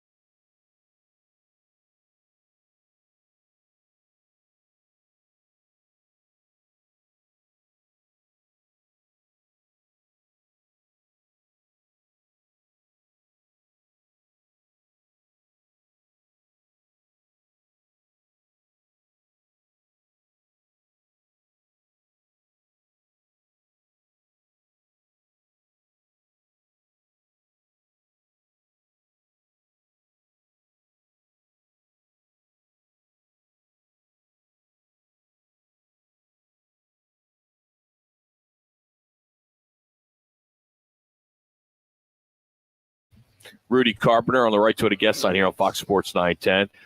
So, Rudy, your first thoughts when this came down that Herm was dismissed?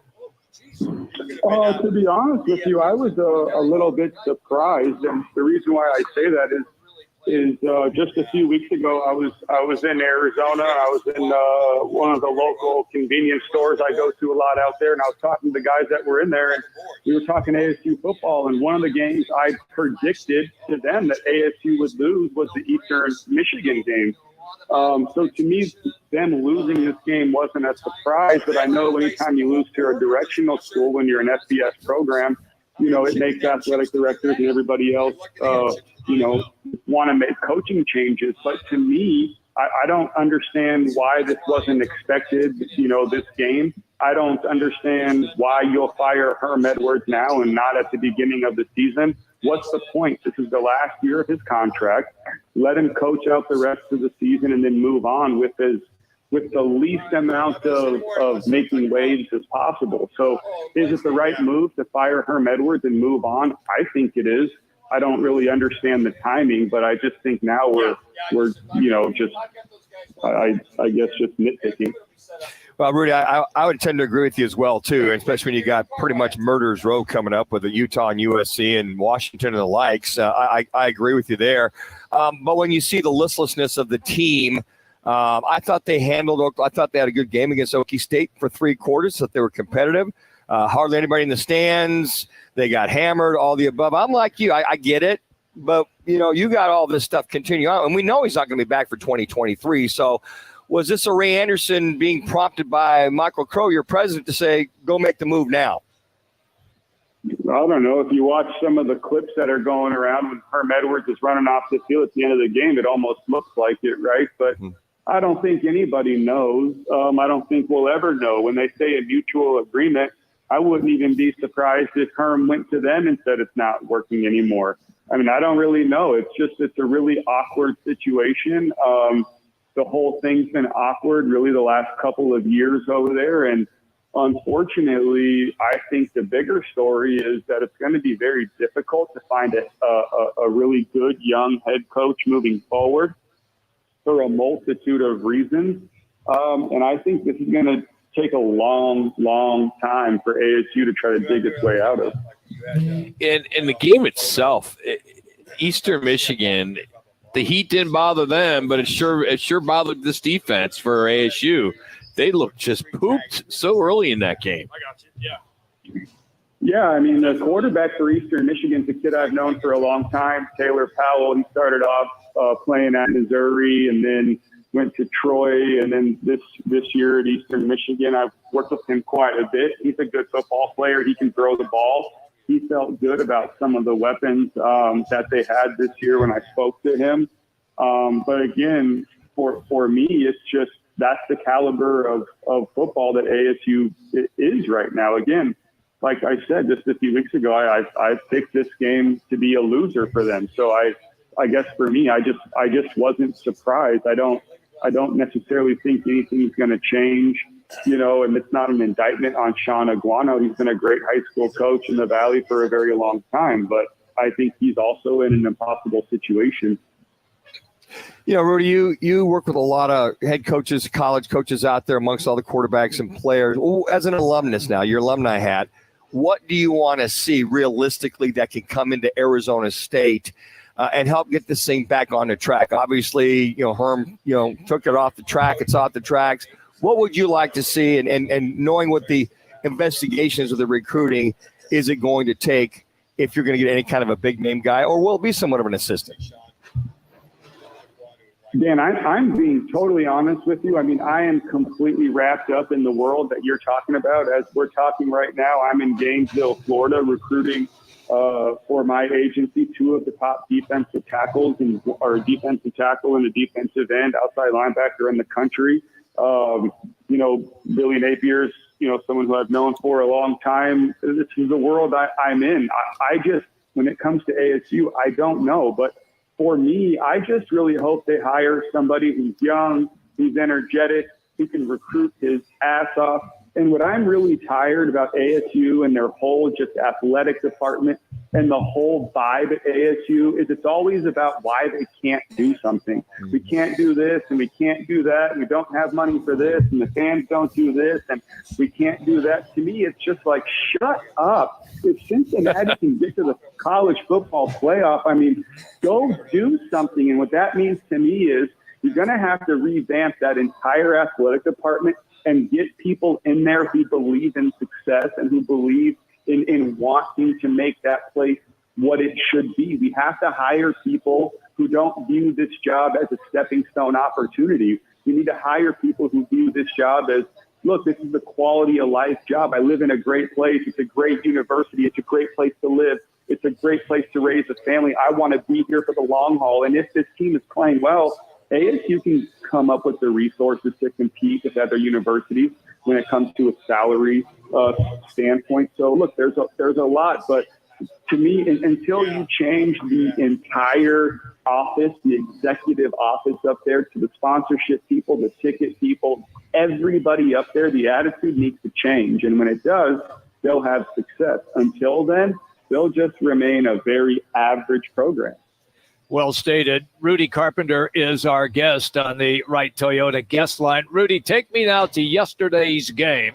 When we saw the scramble by Kyler Murray, did it remind you of any other quarterbacks like Fran Tarkington, Steve Young, Randall Cunningham, Michael Vick, Roger Staubach? Did anything like that flash into your mind when that play took place? Yeah, all of those guys. Exactly. Every single one of those guys. And I think if you were to ask Kyler Murray, he would probably tell you he's a big fan of all of those quarterbacks. Look, to me, Kyler Murray makes the game a lot more difficult than it needs to be sometimes, but he's also is magic and does some incredible things that nobody else on the planet can do. And one of the things that I just really appreciate about Kyler is his competitive spirit, his competitive toughness, but also the confidence that you can see he has in himself. He genuinely believes that he's the best football player, the best athlete on the field, and believes he can take the game over at any time. And what's so important, in having those attributes in your quarterback is you obviously believe you always have a chance to win with that guy as your starter. And that's what young quarterbacks are trying to establish. Kyler Murray, with that win yesterday, I think really starts to establish that within his locker room. That team is really going to believe that, look, we had a bunch of guys out, some of our best players out, our best playmakers out this game. The Raiders got out to an early lead, but you know what? We have Kyler Murray, and as long as you have Kyler Murray, you have a chance. When the rest of your football team starts to believe in your quarterback like that, you're a very difficult team to beat. I think that's another thing, or that's something that Tua Tagovailoa was a beneficiary of yesterday. I think that's a football team is going to start to believe in him too. Yeah, I think I hear you saying. I watched it yesterday. I mentioned this with the guys a little earlier. It looks like Kyler's learning how to be a quarterback in the National Football League. I thought he picked his moments, when to run, when not to run, and took the game over when he had to. But you didn't see him helter-skelter for no particular reason. I thought he kept his emotions in check. But to that point, the winning virtually came through in that last quarter. Yeah, he made some incredible plays, and to me, he made some incredible plays after some very difficult ones. To come back and make the game-winning play on the touchdown, the 2-point conversion after A.J. Green dropped the touchdown pass, that emotional roller coaster is very, very difficult, especially when you're talking about a guy like A.J. Green, who's a Hall of Famer, right? You expect him to make these plays, and he hasn't really in his whole tenure of being here. But, yeah, what you said I think is important is you're starting to see a quarterback who really believes in his abilities and believes he can take over a game when he needs to. But so far this year hasn't shown or hasn't been the guy that's tried to force things to happen. Rudy, great stuff as always. Thanks for joining us on the road. We appreciate it. Good luck with those guys, and we'll catch up with you next week. Thanks. All right, guys. Thank you. That's Rudy Carpenter joining us as he's out there recruiting. Good for him. Yeah. He is driven by All City Towing. All City Towing continues to grow. They're hiring. Just head to allcitytowing.com. They have multiple jobs, and these full-time positions have great benefits, including a 401k program with a generous company match And again, the fastest way to apply is just going online, go to allcitytowing.com and just search careers. That's allcitytowing.com. We'll continue talking some Cardinals football as former Cards receiver Frank Sanders will join us next, talk about that wild fourth quarter and overtime. That's next as we continue from the CAZ Sports Bar. This is Roc and Manuch with Jimmy B on Fox Sports 910.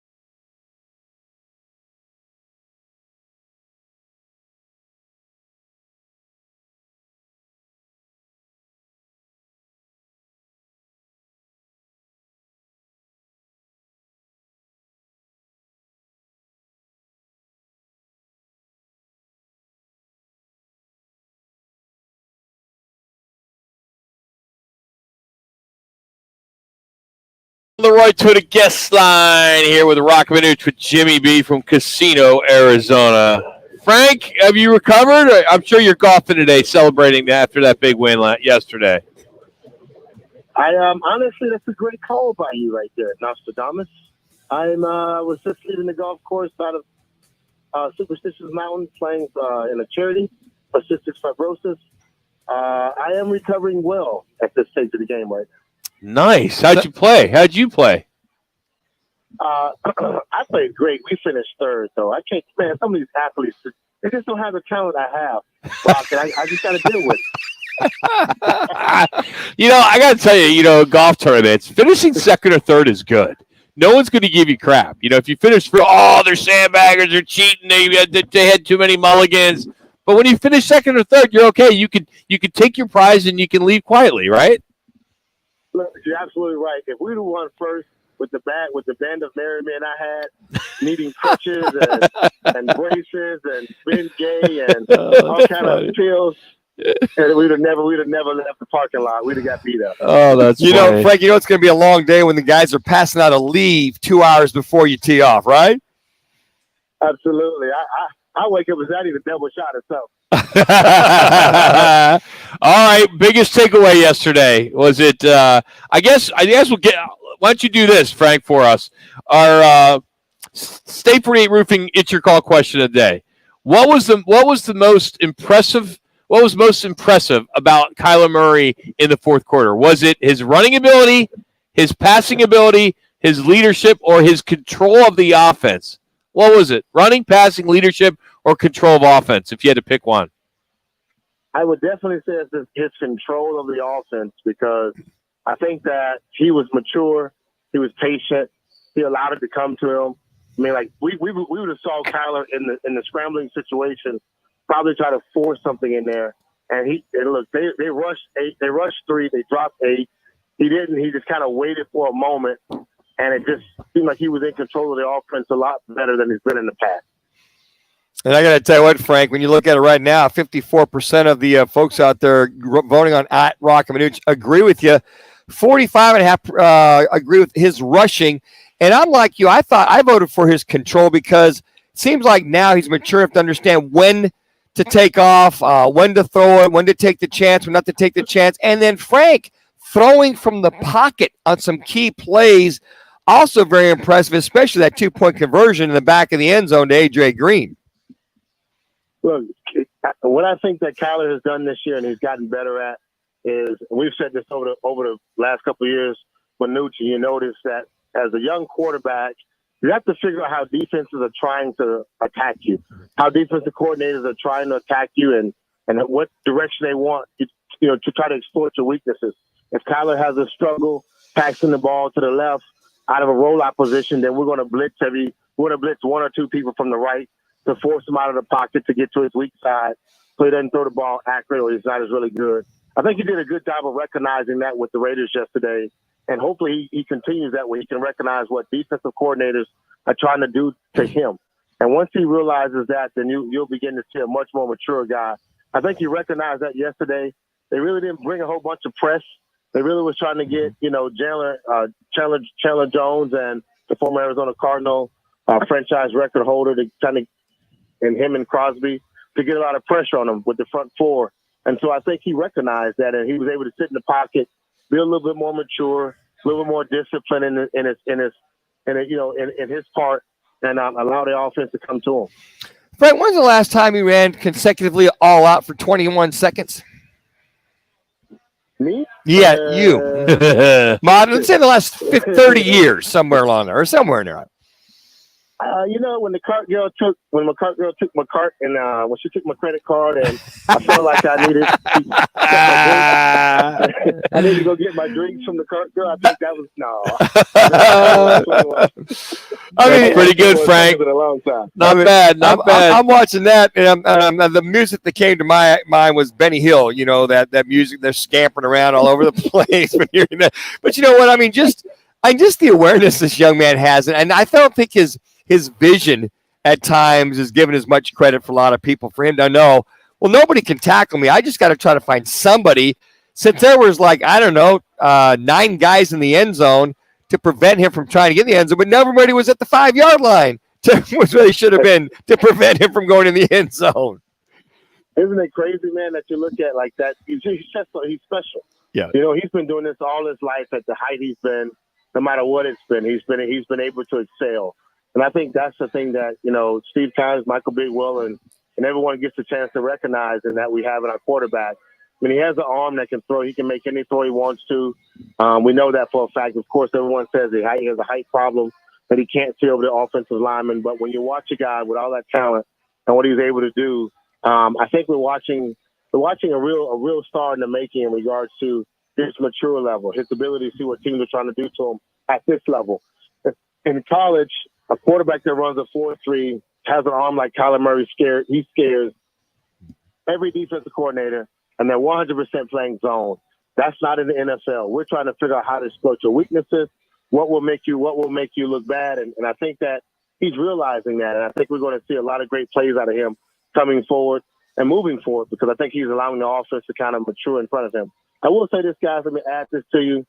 I was so impressed with Cliff Kingsbury and Vance Joseph and how they handled the last 7 minutes of the ball game. None of them seemed like they panicked. They seemed like they had control of what they wanted to do, what they saw that what the Raiders were doing offensively and defensively.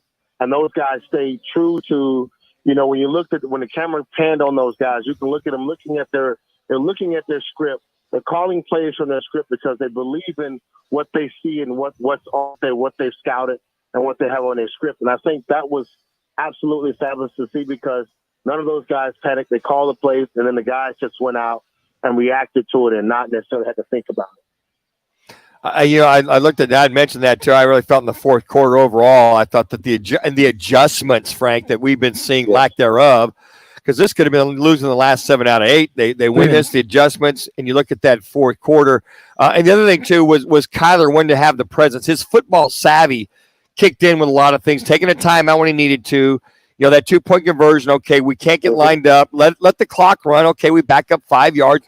Quite frankly, Frank, it turned out better to be back further, because that dig route across the back of the end zone works you out better when you're a little deeper back to lay that bad boy across the back of the end zone.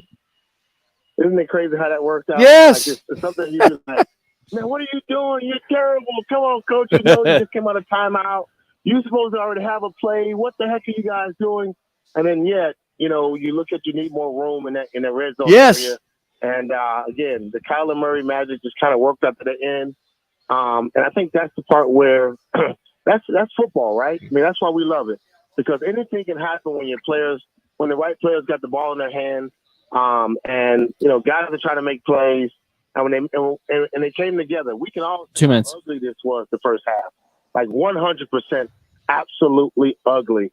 Like everyone that where we were at watching it, we had a memorial. We had already ordered flowers. We had told the pastor to come up and do the eulogy. It was horrible the first half of it, And then right after the second half, we said, "Hey, bring the bartender back. Yeah, turn the DJ back here, turn the music up. Cut the flashing. Let's get the strobe light popping." And that's the NFL. It's crazy, right? Is it not crazy? I gotta tell you what, didn't you had Cool and the Gang on there too, a celebration after it's all said and done, did you not? I mean, you had the strobe light going, you broke out your platforms and your polyester, you were busting a move, weren't you, Frank? Yeah, 100%. I took my shirt off, flipping it like a helicopter. It was pandemonium. But again, that's the part where, every win in the NFL is tough, guys. You know it. And I think that what we can be proud of in this conversation is that our guys played 4 quarters of football, actually 5 quarters of football, versus a really good team with the likes of some of the best NFL players in the NFL across the board, and Derek Carr, Crosby, Jones, Adams, Hunter Renfrow in the slot. Wallace is one of the best tight ends in the NFL also as well. We got a young head coach over there who's got 6 Super Bowl rings. So, and then to walk away with a win, it's pretty special. Hey, good job today, finishing third. Maybe you can play a little better next week, get to second, but finishing third is pretty good. So congratulations. It's kind of mediocrity. He's happy with mediocrity. That's not the Frank Sanders I know. My goodness gracious. Hey, look, I won 2 baseline reserve tickets at the Diamondbacks game. Look, I'm okay with that, man. I haven't been to Chase Field this year. I'm looking forward to it. grab a couple beers, smash a couple hot dogs, probably grab one of those long Sonoran dogs, man, with a bunch of chili. So when I ride home, the friends will be mad at me. Yeah. Thank you, Frank. Talk to you next week, buddy. It's called Beano, Frank. It's called Beano, my man. Oh, that's good. My man. That's Frank Sanders. Appreciate him taking some time to join us. You can follow him on Twitter at FrankSanders81.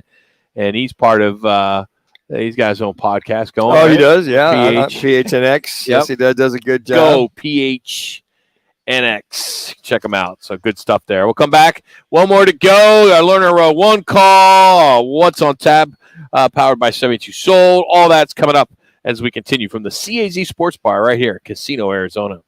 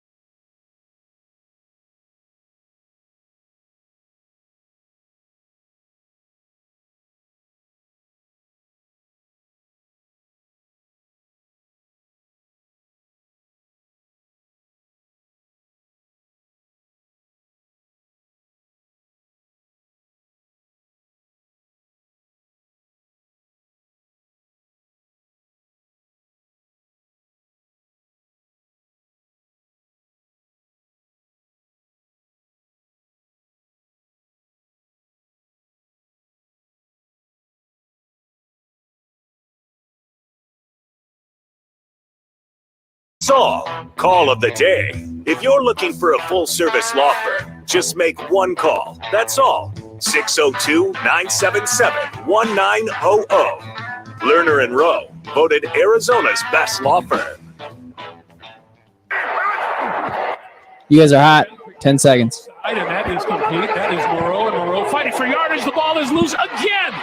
Picked up by the Cardinals. This is Byron Murphy to the end zone for the touchdown and the win. Scoop and score. Byron Murphy Jr. Congrats. Couldn't happen to a better guy. He's such a good dude. Great young man. Sorrel High School grad, was outstanding receiver and defensive back before he went on to Washington to get his prowess and become an Arizona Cardinal. Yep, absolutely. So there you go. That's our Learner Row 1 call. We do it every day at this time. Also, at this time, we tell you what's on tap. What's on tap? Powered by 72 Soul. A look at the top sports action tonight on TV. Get our price, a higher price at 72soul.com. All right, D-backs are in Los Angeles. That'll get going at 7:10 on Valley Sports, Arizona. Got 2 Monday night football games. First one's coming up in about 20 minutes as Tennessee is in Buffalo. That game will be on ESPN. And then the game that we are hosting here at Casino Arizona will be Minnesota at Philly. That game will start at 5:30 on ABC 15. When you look at these games, the Vikings lead the all-time series 15-14 against the Philadelphia Eagles. Since 2010, the Vikings are 4-2 and 1-2 on the road versus the Eagles. For the other game, the Titans, they lead the series 30-19 over the Bills. Last time both these teams met was last year when the Titans won 34-31 in Tennessee. And since 2012, the series is tied, and the Bills have won 3 of the last 5 in the 5 games that they have played. So Titans, Bills, Vikings, Eagles are tonight, ESPN and ABC. Later in the week, I should tell you that right here, we have USC, Oregon State, 6 o'clock on Saturday. And then, of course, we're the home of the NFL. Chiefs and Colts. Hopefully, the real Colts. Colts will show up. Jeez. We got them. That's their early game, 9:30 here on Fox Sports 910. And then Monday night next week, Cowboys and Giants. And we'll have that game as well. So there's what's on tap. It's powered every day on Roc and Manuch with Jimmy B by America's leading home selling program, 72 Sold. How can you not know by now that 72 Sold is the easiest way to sell your home for top dollar? So for the easiest, fastest, most profitable way to sell your home, head to 72sold.com. Get a higher price for your home. Go to 72sold.com. Got to tell you, Rock, you got to look at tonight's game. Matter of fact, I saw a tweet that some of the Buffalo Bills are having trouble getting to the stadium because of Monday Night Football. They're in Orchard Park, and a couple of them are like in a long, like 3-mile backup. And this is probably 3 hours ago. So the players, I'm sure, I think I forget who the player was, tweeted, I may have to pull out my little scooter, park the car, and start walking or get there. But folks, Monday Night Football in Buffalo is it's like Christmas. It's New Year's Eve, Christmas combined. They don't get Monday Night Football much, there in Buffalo at the stadium. So a lot of the players are trying to get there. I'm sure they're there by now. Or I'm sure that those that are in line would escort them, or the police would come out and say, look, let me get you to the stadium. But the one player was almost like 5 miles away, and it was backed up that much going into the stadium there at Orchard Park. So Monday Night Football in Buffalo is a big deal. Yeah, to have Monday Night Football feature 2 games. That is the first time in a long time. ESPN first took over Monday Night Football in 2006, and they have not had a situation where they've carried both games. Yes. Which is really cool to see this. And I'm anxious to see both the games. And for us, we're fortunate that you're sitting here at a sports bar at Casino Arizona. We can have multiple games on, which is going to be really cool. And, once the Titans-Bills ends, ESPN is going to cut to Sports Center, which is hosted by Van Pelt. And then they'll stick around. And then once the Eagles-Vikings game's over, they'll do it all over again, which is kind of cool. I think when we put a put a cap on today, I think the thing I take away from for this Cardinals team is the presence and poise of Kyler Murray and just his athleticism, and then the G-Span's just kind of shutting down this Las Vegas Raiders offense because they had their way with the Cardinals that entire first half, and I think we can all bemoan the fact that the first 6 quarters of the Cardinals season was maybe the ugliest 6 quarters we've seen at the start of a season for the Cardinals. So hopefully with the Rams coming in this weekend, they righted the ship. They looked a lot better. A lot better. Gives the Cardinal fans a lot more hope. Could be a high-scoring game. And the Rams, they almost gave it away. They get the big lead, and they almost gave it away there at the very end of the game. So if not for an interception at the very end of the game by Ramsey, who knows? That team might have come into State Farm at 0-2. I think we're going to be packed tonight here. having 2 games is kind of cool. Yeah. Rock, you got your Eagles attire. You're good to go. Yeah, I'm ready to go. Hopefully the Eagles can have some success tonight. I think it's going to be a good game. I think both games are going to be really good. Yeah, it's some great matchups. You just hope that the Vikings don't clip the Eagles' wings in tonight's game. So fly, Eagles, fly. Make that happen. Can we erase that? No, does that have to go to the air? Is there a delay? Vikings, that's what they're looking for. They want to clip the Eagles' did wins. So well. I mean, great. We have like 3 minutes left of the show. I know. You haven't said anything stupid all day. I haven't had my cheesy comment of the you usually get one. I know, man. Brought to you by Cheez-Its. Yeah, I mean, I was due, man. I was due. No, you're not. You're making progress. Yeah, you know what? I just got to throw it in there once in a while. I got to tell you something, Manuch. The other day, yesterday, I did something that I've been making fun of you for probably 18 years. Yeah. Did you wear slippers all day yesterday? No. Went out to dinner. Went out to breakfast. Yeah. And where the TV was and where we were sat, I had to sit on the same side. So the same side as your significant other. Yeah. And then I realized what I was doing, and I immediately said, I cannot do this out of principle. Oh, that's funny, I man. moved. See, it's not so bad, Rob. No, I did it for a minute. It was only 1 minute, and then I switched. I was like, I couldn't do this out of principle. Did you I told her, I said, I can't do this because if somebody walks in that knows me, because I've been ripping Manuch, that he sits on the same side with his wife. Just can't do that. I'm a same where the sider, TV was, and I'm like, our games haven't started yet, so I was okay. But you had principle there.